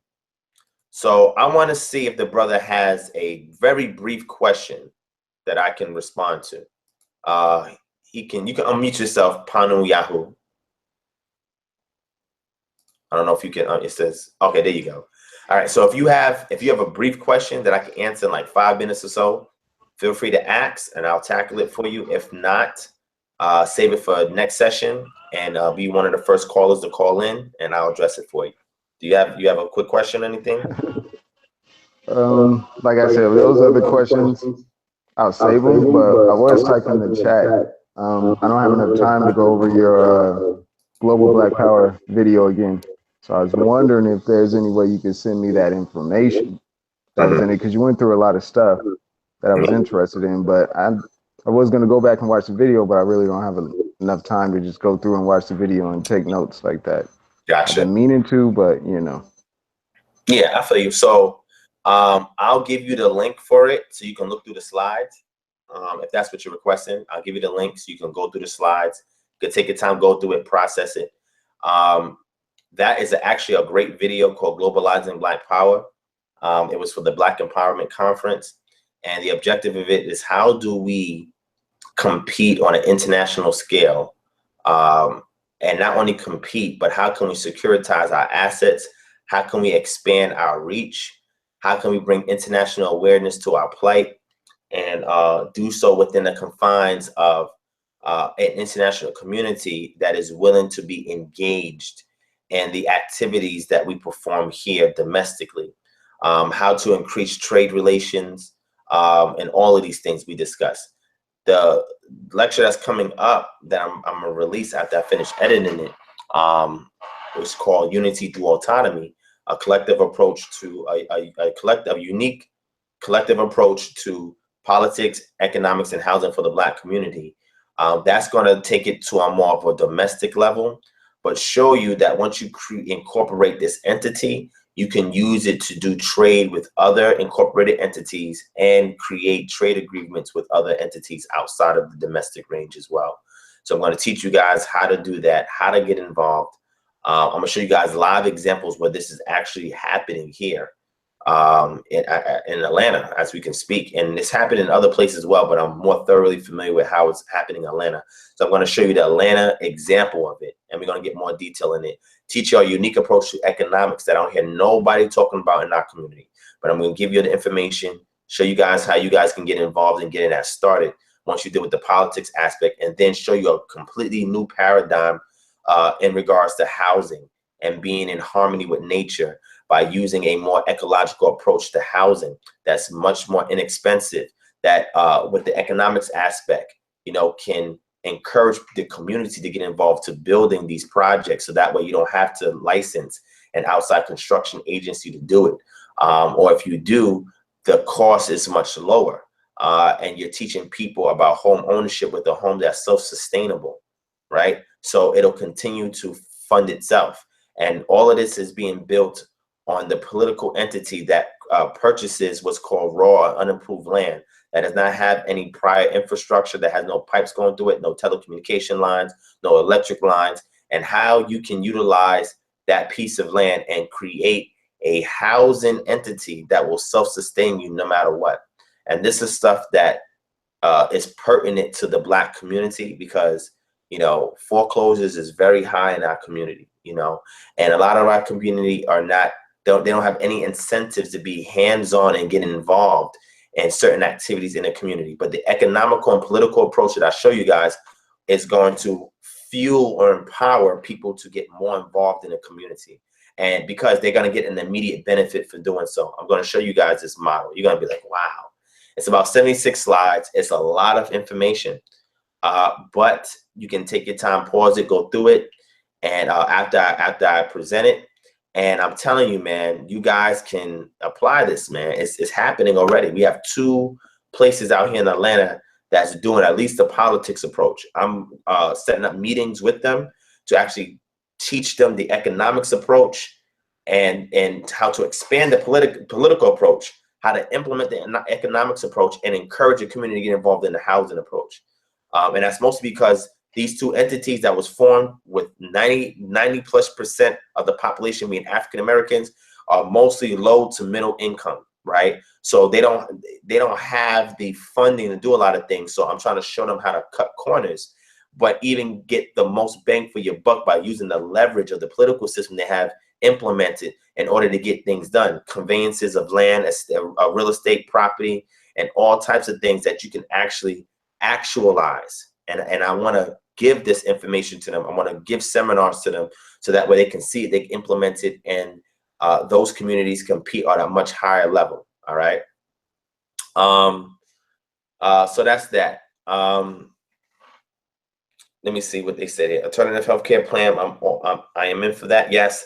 The second part of that lecture, Unity Through Autonomy, is going to go into my healthcare plan. I'm going to lay it out for y'all to show you guys how it works, how you can get involved in it. It's going to be a Kickstarter program at first. I want to see how much crowdfunding I can raise for it. I want to see how many people want to sign on for the program. And as soon as we get all these things in place and I'm able to hire people to do the administrative tasks, we're going to get it launched. We're going to try to launch it within 2 years. By 2019, we're trying to have this thing out the door. So people, you know, they can pay pennies on a dollar and get alternative health care plan that is specific to holistic healing. So you're going to get non-invasive specialists, nutritionists, people who deal with chiropractors, people who deal with orthopedics, all non-invasive surgery, all holistic practices, all natural remedies that they give you, a natural approach to things. Because the name of my program, my health consultation program, is Natural Path to Eden. So the objective is to bring you back to that Edenic state of a holistic body by means of a naturopathic approach. And this is what the alternative healthcare plan promotes. And if you're able to implement the other programs that the other system that I'm about to release a video and show you for, you can use the funding methods to employ that healthcare system locally in that community and patronize it. Man, I'm telling you, this stuff is deep, but it's easy, right? When I say it's easy, I give you this. I give you the steps. I give you more of the theory, the concepts, and the basic steps because it varies depending upon where you live. There's people in here that's from London, people in here from Australia, people in here from Canada. It's going to vary depending upon where you're at, but the concept is the same, right? The theory is the same. The basic steps is all the same. Okay, I've at least researched that much, but the specifics, it's going to require you to do some research. But I'm telling you, you can control every aspect and every facet of your reality. You can do it. I'm going to show you how to do that. I'm going to show you guys how to do that. And I'm telling you, man, I've never seen somebody give a gift like this back to the community to say, hey, I see all the problems you're having. I'm not going to give you all this deep stuff for it. Let me show you how to practically take over your community.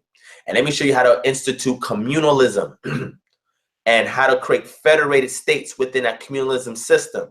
Because we're all going to have our own little cliques and stuff like that, but we can still work in uniformity when we come together on the common denominator in regards to societal ills that we all face. And when we create this council, we have somebody that represents each one of these factions in that community. And that way you can be whatever you want to be in that community. You could be a Christian, you could be a Kemetic, you could be a Moor, you could be an Israelite, whatever you want to be in your community. You could be a whatever. You can still have somebody represent you on that council and also be able to use that leverage in order to improve your community. So we have a greater platform to not only absolve ourselves of societal ills, but also be able to compete on a nationwide and international wide plan. We can do it, family. I'm going to show you how to do this. All right. Oh, I didn't realize my camera was not on. Oh, my bad. I think I had the other brother on. All right. Glad he caught that. I'm glad he caught that. All right. So family, let me find this random information that I'm gonna end this session. Please share this session everywhere you can. Flood it all over Facebook. Share it all over YouTube. reference it wherever, Instagram, share it, whatever the case may be. Let people know what options and resources is available for them to take control of their lives, of their internal affairs. And more information is coming out soon on that. But let me find this random piece of information, and then I'm going to bid you adieu. All right? That means I'm out. Feel me? So let me see. Let me see what can I pull out of my hat of tricks. I think I should stay on the same subject matter.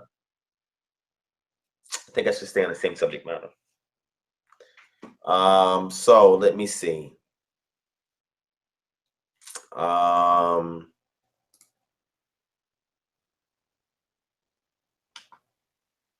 Let's see. Let me see if I have anything on here. If not, I'll just find something to share with y'all. Also, go to my YouTube channel, look up the video where it's called Special Thanks to our 4K subscribers, and I showed you guys how to retrieve unclaimed funds for free. I give you the information for free on how to retrieve unclaimed funds, all right, in your name, or unclaimed property in your name. Go back to that video, check it out. When we hit 5K, with your help, you can share this video. You can encourage people to subscribe. Let's hit 5,000 subscribers. When we do, I have another giveaway I'm gonna give to y'all. All right, so we almost there, and if we can meet that, then I'm definitely gonna reward people for supporting this channel and for getting the word out. All right. Oh, I found one of the articles.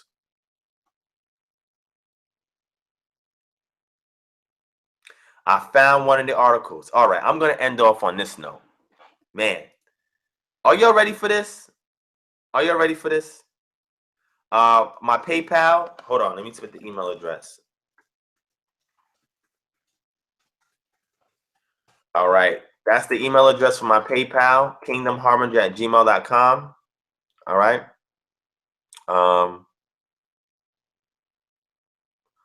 Deborah, inbox me on Facebook your request, and I'll take it from there. All right. All right. So yeah, let me show y'all this manual, right, on a protocol procedures, and if anybody wants this document, shoot me an email and I'll send it to you. But damn, y'all gotta take a look at this. Hold on, I'm gonna show y'all this and I'm gonna bounce for tonight. All right, we can talk about deep stuff another time, man. I got other videos coming up and stuff like that, but this is practical stuff. All right, let me show y'all this document. I'm glad I found it, man. I'm glad I had it there. All right, hold on, let me bring it up. Give me 1 second. Hold on. All right, and family, this is public information. I forgot how I got this manual. I think somebody gave it to me. But you can go to a website. There's a website that they have available. You can go there and get it for free, right? Or I can email it to you. However you want it, I'll give it to you. But let me show you guys this. Hold on. I think this is going to be good. I think y'all really going to appreciate this. But yeah, don't forget my Patreon site is Divine Prospect. Look up Divine Prospect on Patreon if you want to commit to donating monthly to support what we got going on here. kingdomharbinger@gmail.com is the PayPal email address. Kingdom Harbinger, you can look up on GoFundMe, or you can hit the super chat button and donate through the chat, like some generous brothers and sisters have done, and I truly appreciate that. I'm gonna give a special shout out to them. And also, everybody that donates, you get entered into a bi-monthly sweepstakes that I just started 3-4 months ago, something like that. And I rewarded 2 people already they just picked them out the hat, contacted them, and hooked them up with something for free, right, for donating. So I always give back to those who give to me. And when you donate, it goes towards research or assisting or helping somebody else, okay? Also, anybody that's gonna be in Atlanta, I gave you the information at the beginning of the video. If you want to come to this rally that they're having for Black on Black violence and police brutality, and next Sunday, I'm gonna be at the protest in March downtown Atlanta on behalf of Colin Kaepernick, in support of him, and in advocating not to support the NFL season this year, and use that as a means of proactivism to speak to the people there, give them blueprints for plans that they can implement in the community, and get it done. All right. So let me show y'all this document, and I'm out of here. All right. Let me show y'all this document. I downloaded it. Let's see. All right, here we go. Okay, family. All right, let me go ahead and show this to y'all. I'm glad I found it.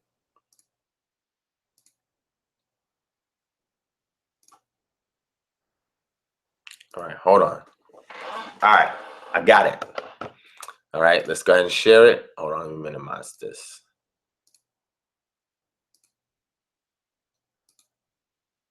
Yeah, let me show this.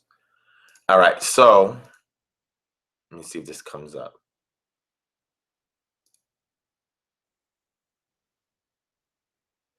I can't tell. I don't know what window is showing. Let me do that again. Hold on.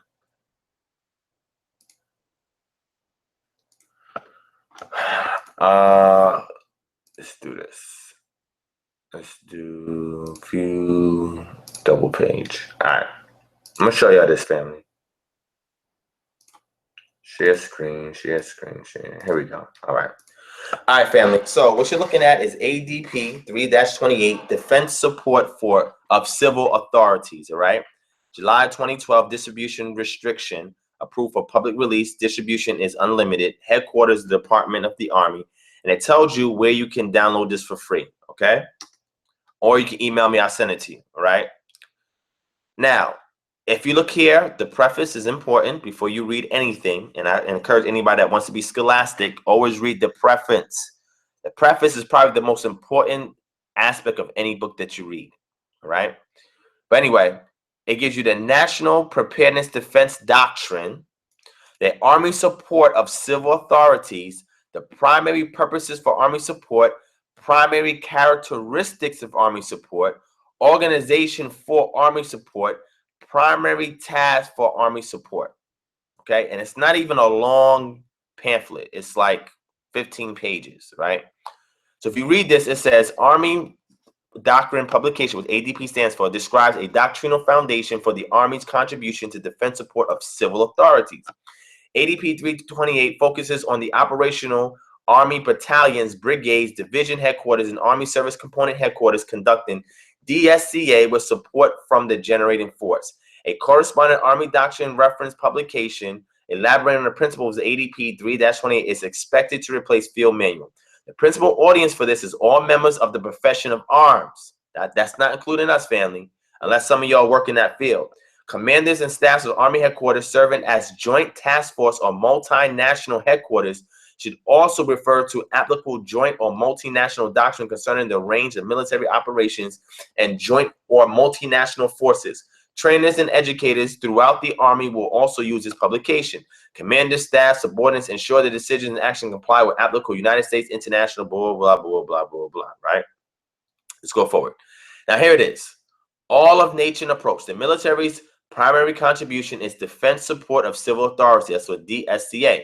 Support provided by U.S. federal military forces, Department of Defense civilians, Department of Defense contract personnel, contract defense, blah, blah, blah, blah.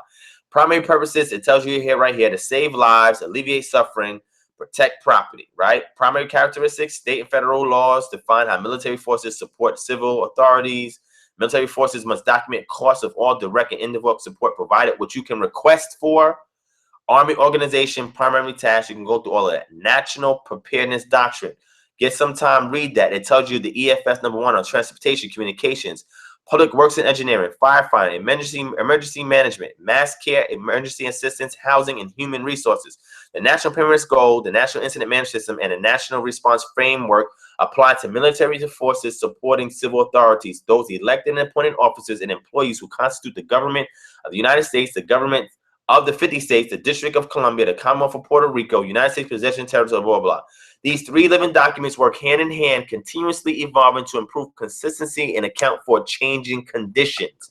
It tells you right here, the National Preparedness Score established 2011 implements Presidential Policy Directive 8. I want y'all to look this up.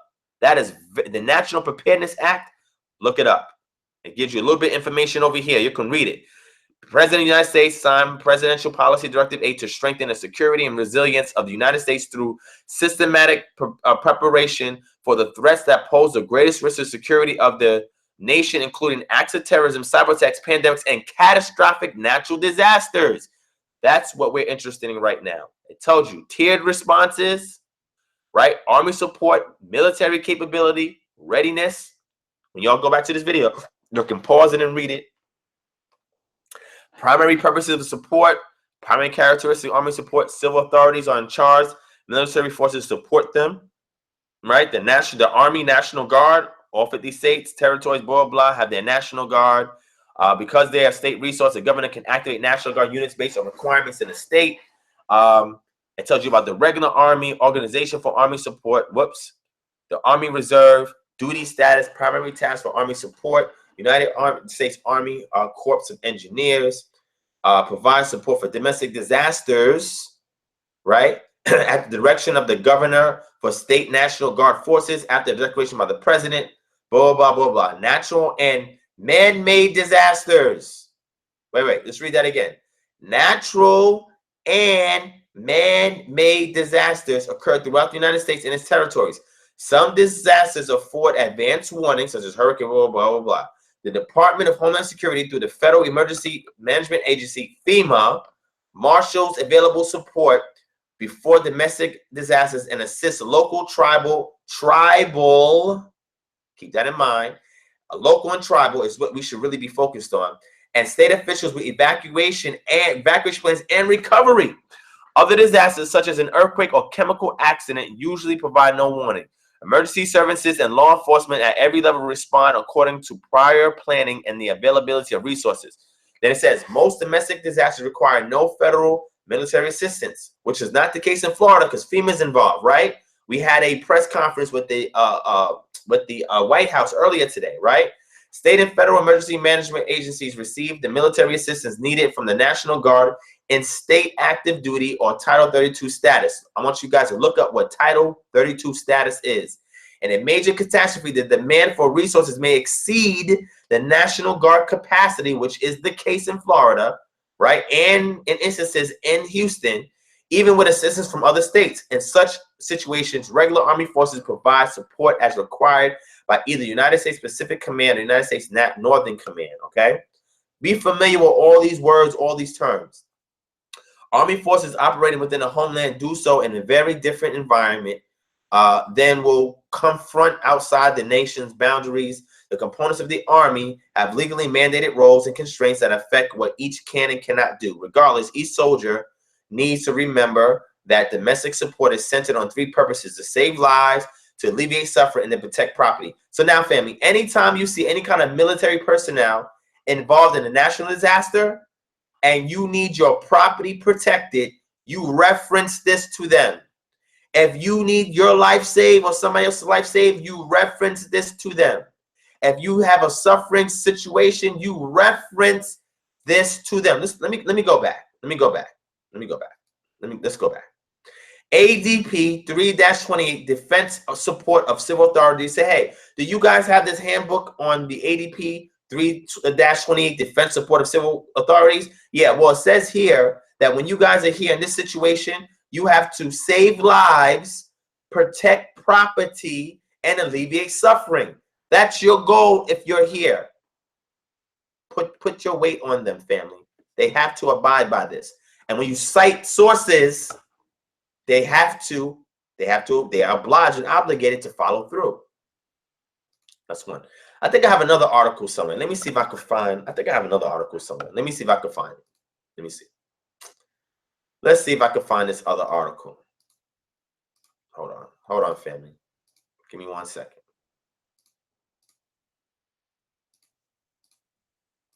Let's see. Elayahu ha-Kohanim. Shalom to the brother who just jumped in. G-Deb. Peace to the brother G-Deb who jumped in. Yeah, so Talk Truth with Shawnee says, don't forget to talk about the Black Power Awards and how they can vote for you. Yeah, so I was nominated at the 2nd Annual Black Power Awards for 21st Century Scholar. You guys can go to the link, which I'll show y'all before I exit out this session. You can go to the link, and you guys can also put in your nominations for me if you'd like. That way, your vote can be heard, and they can honor it, and it'll be expressly off of your support if I win anything. But if I do win, it's a vicarious victory for the community. So I'll definitely speak on that. All right. Shalom to my brother Young Ak. That's a good brother right there who support all the way from Europe. I'm gonna build with that brother soon. We're gonna do some things. All right, some big things. All right. So let me show y'all this real quick. Let me show y'all again. This is the flyer for the event that I'm gonna be at this Sunday. Okay. This is the 3rd annual rally against Black-on-Black violence and police brutality. We must end the hate against our own brother and sister, as well as putting an end to police brutality and white supremacy. Okay. It's going to be at 5134 Old National Highway, College Park, Georgia, Suite D. Doors open at 10:30. Program starts at 11. It's time to take action. If you have any questions, you can contact Gerald X at 770-873-3767. All right. So this is where I'm going to be this Sunday. Okay. So let me stop that. Let me show you guys the Black Power Awards thing real quick before I forget. All right. So you guys can go to this website, blackpowerawards.com. Scroll down, click enter. All right, you're gonna go at the very top, click on nominations, and in the nominations, I've been nominated for a 21st Century Scholarship Award. I'm going against Umar Johnson, so you know it's a big deal, right? Enter your name, your email, the nominee. You're gonna put Divine Prospect. The category is gonna be 21st Century Scholarship Award, and then you can put some information in here about why you think I should get it, so forth and so on. All right. They have something up here that says the 2017 nominees. I don't think I saw this before, but I'm gonna scroll down, and if you'll go here to the 2017 nominees and scroll down, you'll see my name here on the 21st Century Scholarship Award. It says Brother Divine Prospect of Kingdom Harbinger Ministries, Dr. Umar Johnson of National Independent Black Parent Association, and Saladin Allah of the Atlantis School. All right, so you guys see that I'm here nominated, but you guys can also place your votes for the nomination in as well, and they'll take note of your submission. So thank you to everybody who already voted for me. I appreciate that. Like I said, my victories are vicarious for the community. So any win for me is a win for everybody. All right. So let me stop that. All right. And let me go and try to find, let me fix this. Let me go and try to find this other document for you guys. And then I'm out of here. All right. Let me see if I can find, this other document.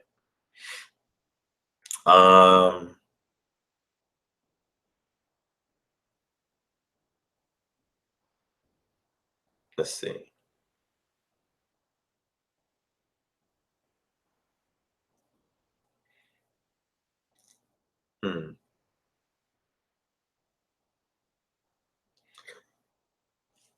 I know it's got to be somewhere.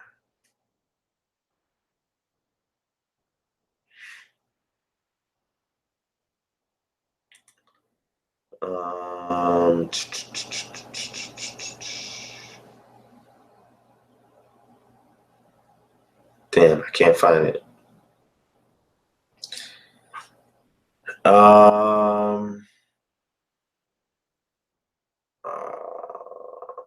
me see.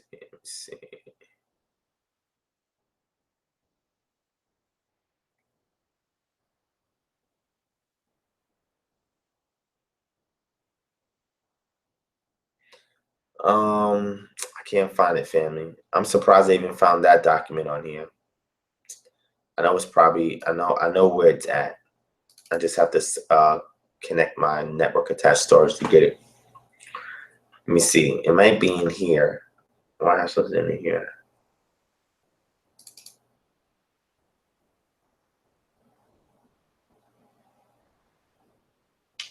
I could probably share that.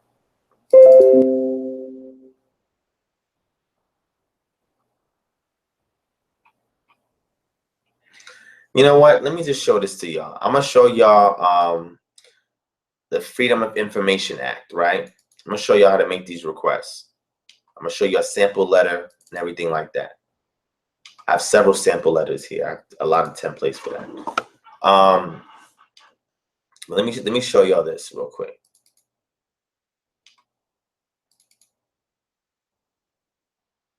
First, let me explain to y'all what this is if you don't know what it is. All right.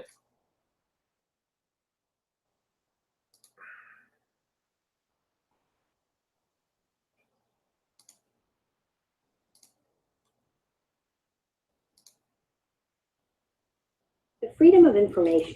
All right, let me show you this. And if you guys want a template for FOIA, let me know and I can email it to you. If you want me or my staff to draft up an official formal one for you guys, let me know. I told you guys all types of information. You can submit a FOIA request for more details on this information so you can be more empowered, know what's going on, and know what your next step is to do. So I'm gonna go over that with you. I might as well just show y'all there since I'm there. You're gonna go to www.foia, FOIA, Foxtrot, Oscar, Igloo, Alpha.gov. And that's where you go to learn information about the FOIA Act and how to make the requests and all this other fun stuff. This stuff is good for a lot of different things, but I'm gonna go over this with y'all real quick. All right. So, I'm going to bed. So I'm tired. I'm not trying to be up at 5 o'clock this morning. So if you go here, what is FOIA? Since 1967, the Freedom of Information Act has provided the public the right to request access to records from any federal agency. So I'm gonna tell you, hold on, you gotta look at my face real quick. If there's an agency, and I gotta do a lecture on this, man. If you submit a Freedom of Information Act to an agency that you think is federal and they do not comply, that's because they're not a federal agency. Let me say that again. If you send a Freedom of Information Act request to a federal agency and they do not comply, or they said it does not apply to them, they're not a federal agency. You can submit one to the IRS. You can submit one to FEMA. You can submit one to the Secret Service. You can submit one to whoever you want to submit one to, as long as it's applicable. And if they say that it does not apply to them, they're not a federal agency. You understand what I'm saying to you, family? Okay, you can look this up on YouTube. Look it up. There's people that have sent FOIA requests to certain federal agencies and found out these are not federal agencies. Interesting. Remember I told you the website with the bills and stuff? Yeah, the bills help to create a lot of these agencies. The senators are getting paid, the congressmen are getting paid to pass these bills to create or fund or support various agencies. And just because it has the name Fed or federal in it doesn't make it a federal agency. Like FedEx. FedEx is not a federal agency, but the word Fed is in there. The word Fed is short for federal. Federal has its own definition, but it's been applied to our form of quote unquote interstate governance. All right. That also is the arbitrator between us and other nations diplomatically as well. All right. But let's keep going. I digress. Let's keep going. All right. All right. It is often described as the law that keeps citizens in the know about their government. Federal agencies are required to disclose any information requested under FOIA unless it falls under one of 9 exceptions which protect interests such as personal privacy, national security, and law enforcement. Okay, let's listen to this later. The Freedom of Information Act, which is commonly known as the FOIA, is a law that gives you the right to access information from the federal government. It's often described as a law that keeps citizens in the know about what their government is doing. Under the FOIA, agencies must release any information that is requested unless that information is protected from disclosure by law. The FOIA also requires that agencies automatically disclose certain information, including frequently requested records. As Congress, the President, and the Supreme Court have all recognized, the FOIA is a vital part of our democracy. What is the presumption of openness and who issues guidance to agencies on the FOIA? The FOIA provides that when processing requests, agencies should withhold information only if they reasonably foresee that disclosure will harm an interest protected by an exemption, or if disclosure is prohibited by law. Agencies should also consider whether partial disclosure information is possible whenever they determine that full disclosure is not possible. They should take reasonable steps to segregate and release non-exempt information. Then it goes on and on about the list of it. It tells you how to make the FOIA request, right? Is there a special format to fill out? There's no specific form that you must be used to make the request, but they also don't tell you. But I'm going to show you guys a template, and if you need a template, email me. All right. What can I ask for on the FOIA? FOIA requests can be made for any agency record. You can also specify the format in which you receive the records, printed or electronic. The FOIA does not require agencies to create new records or to conduct research, analyze data, or answer questions when responding to requests. How long would it take before I get a response? Agencies typically process requests in the order of receipt. The time it takes to respond to a request will vary depending on the complexity of the request and the backlog requests already pending. It says a simple request can be processed faster by the agency than one that is complex. Simple requests are typically more targeted and seek fewer pages of records. Complex requests typically seek a high-value material or require additional steps to process, such as the need to search for records in multiple locations. The agency's FOIA Requester Service Center is able to assist you, blah, blah, blah, blah, blah. Then they give you the frequently asked questions, which you can hear. What are the exemptions? Information that's classified to protect national security, which they can blanket anything with. Information related solely to the internal personnel rules and practices of the agency. Information that's prohibited from disclosure by another federal law. Trade secrets or commercial or financial information that is confidential or privileged. Privileged communications within or between agencies, including those protected by the deliberative process privilege, attorney work process, blah, blah. Information that, if disclosed, would invade another individual's personal privacy. Information compiled for law enforcement purposes that, all of these, information that concerns the supervision of financial institutions and geological information on wells. That's interesting. Y'all need to research why they don't give that to you. This is deep right here. But your request, as long as it is worded right, you can get around all these exemptions and get an answer, right? And the most important thing is you want to have affidavits attached to your request, and the affidavits that you attach are affidavits that's based on documents like one that I showed you, official documents that's been distributed. And let's say you want more particulars on that information, on something that is referenced by that document, you can attach it and set it up as an affidavit, attach it to that FOIA request, and submit it. All right. It's always good to have sources for any of the requests that you give. Attach it with official documentation because it makes it easier for them to get to the information. It's more specific, and they'll be more obliged to respond because it shows them that you're not giving a vain request, that your request is very specific, and you show why the request is being made is a particular need that needs to cater to, that if you're made aware or if it's publicly made aware, it can benefit them. But it's all in how you diplomatically and tactfully convey that, all right? Let me show you a template of that, and I'm out of here. I'm going to bed, all right? So, Nisi's Pieces said, can we end with prayer? Sure, no problem. No problem. My email is here. So I'm going to send it to you. So just email me if you need any of this information.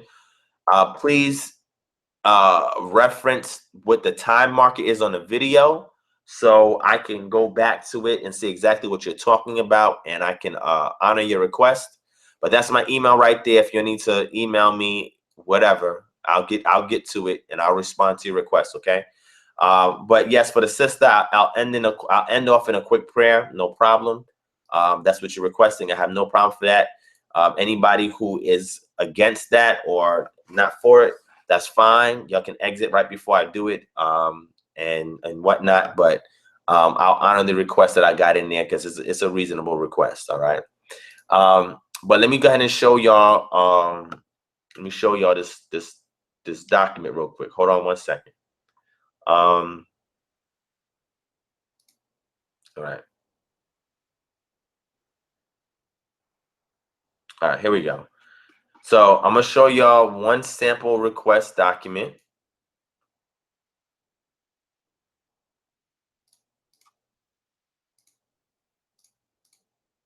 Right.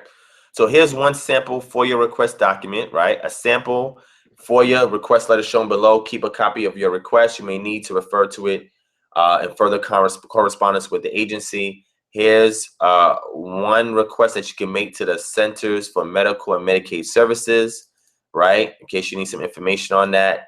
There, to whom it may concern, under the Freedom of Information Act 5 U.S.C. subsection 552, I'm requesting access to whatever records you want, and it can be even your own personal records that a lot of times they don't want to give to you.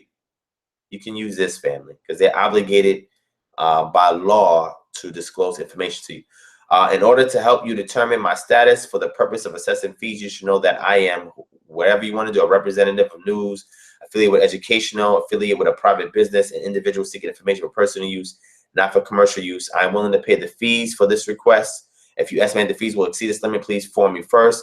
I request a waiver of all fees of the request. Disclosure of the requested information to me is in the public interest because it is likely to contribute significantly to public understanding of the operational activities of the government. It is not primarily in my commercial interest. You always have to put that out. I request information I seek to provide in electronic format or email or snail mail. I ask that my request receive expedited processing because, and if you have any questions about handling this request, you may telephone me at blah, blah, blah, blah. Sincerely, your name and your address, right? You get this this document you have. You can also get it notarized as well. Fill this out in front of the notary, get it notarized, submit it, and await for your response. All right. So that's one letter. Here's another FOIA request letter.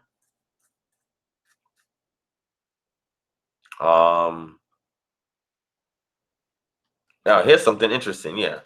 So some of y'all may have Medicare, right? So if you have Medicare, you want to get any of those documents or whatever, here's a sample FOIA request you can do for your own Medicare records. Date, the FOIA officer, address to the regional office. You can say, under the Federation Act, I'm requesting access to whatever the records is you want in accordance with Department of Health and Human Services Privacy Act regulation 45 CFR 5B 5B2. I certify that I am the individual who I claim to be, and I understand that knowing and willful request for acquisition of a record pertaining to an individual under false pretenses, the blah, blah, blah. I'm willing to pay fees for this request. I request a waiver or reduction of all fees. I requested information I see provided, blah, blah. So if you want to get your Medicare, Medicaid records, you can create a general FOIA here, send it to a FOIA officer, and they'll retrieve those records for you and they'll submit it to you. Because a lot of times you may do your own personal request and they may not honor it. If you do it via a FOIA request, it elevates the urgency in which they have to respond and provide you with the information that you're requesting. Okay. So with that, family, I'm done for tonight. We definitely took an alternative path tonight. I hope and pray that the information that I provided helps somebody out there. I thank everybody who've donated while we were on this chat. I truly appreciate it. Those funding will go to additional research, assistance for you, other people, and other projects that we have working on. So I definitely appreciate that. Next session that I do will probably be 2 weeks from now, 2 Fridays from now. I have a lecture to put out before then. I have the session on Sunday that I'm gonna put out before then. Next Sunday, I'm doing the protest march. So I'm gonna try to take some footage of that, do a video, put that out. So I have a lot of content coming out for you guys in the next couple of weeks to keep y'all entertained, because I might be taking a hiatus in October and November while I work on some other projects. So I might be taking a hiatus in regards to being active in the community, doing community work. I mean, I'm always active, but not as active, and not doing a lot of lectures in between. Right now, I'll be answering questions and responding to requests, working on getting the website up, you know, getting the university aspect of the website up so you guys can go through the academic courses that I've created, curriculums that I created to teach you various things, methodology, tell you about stratification and geology in regards to archaeology, the basics of anthropology, ethnic markers, ethnogenesis, cultural differentiation. I mean, you know, history, the ancient pre-exilic Israelite model that I like to center a lot of things on. I have a lecture coming up with that. I mean, we go over language, we go over comparative cultures.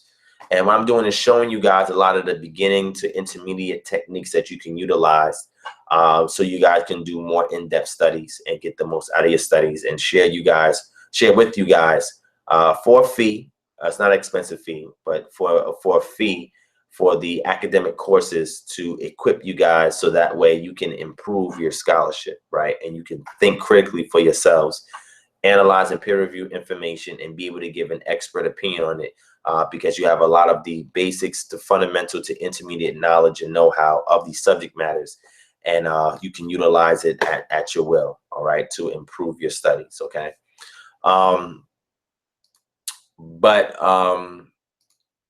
So I'm working on an end of year lecture that's going to be very powerful. So that's why I'm trying to get everything out in September, and October, November, take some time off to focus on that end of year lecture. I will be in New York for the debate December 17th. So I'll be in New York for that debate that's going down. I don't know if y'all know about the debate. Let me show you the flyer real quick. I'll show y'all the flyer real quick for the debate.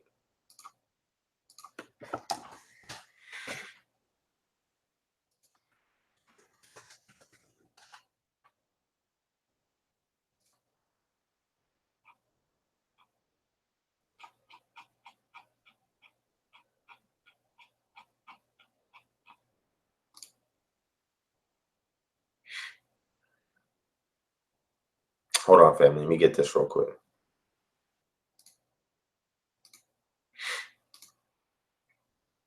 All right. So, all right. So this is the debate. HOK debate weekend. Debate 1. Dr. Ali Muhammad versus Minister Inky. What nutritional regimen is best for health and healing disease for melanin dominant people? The living legacy of Dr. Sebi for artifacts. And debate 2 is Brother Jabbar versus Zion Lex, the origins of civilization. Sunday, December 17th, doors open at 1 p.m. Tickets are $30 in advance. It's going to be at Alabama Ballroom, and that's the address. So I'll be in New York for that debate. So if anybody want to get up with me while I'm there for that weekend, definitely holler at me. And we could definitely meet up for those of you who are going to be in New York and who plan on going to this debate or want to hang out with me after or before the debate. Let me know. I'll be in New York. All right. So that's that. All right. So yeah, so the end of year lecture I'm gonna be working on. I'm gonna get these next couple of videos out for this month. Take some time, get the website up, improve production quality for my videos going forward, going into next year. Next year is gonna be totally different. Better quality, better visual, better sound, more interaction. It's gonna be, we got a lot of things in store for you next year. So we're gonna wrap up this year with typical things, which is still good information we give out to y'all, resources, everything like that. But next year is gonna be bigger, louder, badder, meaner, tougher. Next year is gonna be a totally different animal, and y'all gonna enjoy it. I guarantee y'all gonna enjoy it, right? So with that being said, family, I love you guys. Do a quick prayer.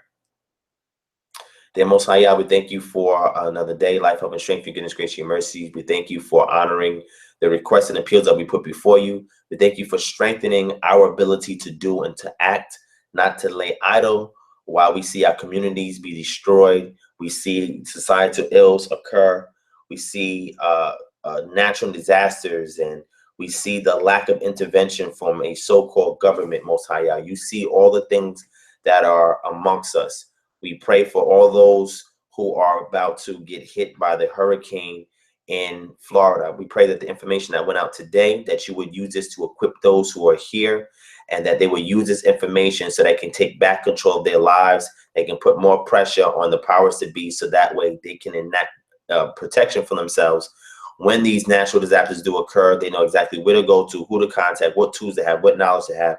We pray that you would use this ministry as a vessel to get this information to the people, that you can make them more autonomous. You can allow them to work more collectively in unity as a community, to allow us to patronize one another for our support services before we go outside the community, and that you will allow us to be an entity without spot, blot, blemish that you can receive unto yourself. We love you. We thank you, Most High Yah. We pray that you will continue to empower us, equip us, edify us, use all the leaders as chief servants to set an example for others to follow after the example, and not really after them, Most High Yah, but to honor the leaders, but follow their example and not them, because they are human, they err, and they also have their shortcomings, Most High Yah. But we pray that you would keep them lifted up to be pillars in this community, that they will allow themselves to be placed on the front line to take the brunt force for the community, so that they may benefit. Allow us to be more selfless in our endeavors. Allow us to be more insightful, to be more mindful of others, to be able to reach a helping hand out to our fellow brother and sister, and for us to be focused on the assignment that you've given us that we must fulfill while we're here on this earth. You're worthy of all the honor and praise. We thank you, the Melachim and messengers that you send to watch over us, to protect us, to guide us, who some may call the ancestors. And we pray that you do all these things in your name, Most High Yah, so that you may get all the glory and praise. We love you, thank you, we honor you, and we praise you. And we pray that this appeal that is going before you, Most High Yah, is honorable unto you, is respectful unto you, and that you would respond to it expeditiously. We love you, we thank you. We pray this in your name, Most High Yah. Hallelujah. All right, so that prayer is definitely for the sister, so we can seal this session. Thank you, everybody, for tuning in. Tomorrow I'll be at our Shabbat Fellowship service, HGA, out here in Atlanta. Those of y'all who are in Atlanta, definitely contact me if you want to come and fellowship with us. And for everybody that's supporting, thank you. Anybody for donating, thank you. Anybody that wants to join the ministry organization, email me. I gave you all the information to donate. If you want any documents or any information that I shared, if you need email links, if you need documents, email me for it. Like I said, tell me what the time marker is in the video so I can go right to it and give you the information that you're requesting. And anything else that you would like for me to teach, you like for me to share, that can help empower you, equip you, edify you, encourage you to do and be the best that you can be, to tap into your hidden potential, so that way you can reach new heights. And whatever you're called to do, you let me know, and I'll see what I can do to assist. With that, family, I love you. I thank you. I want to say peace, shalom, and you know what it is. Black Power, family.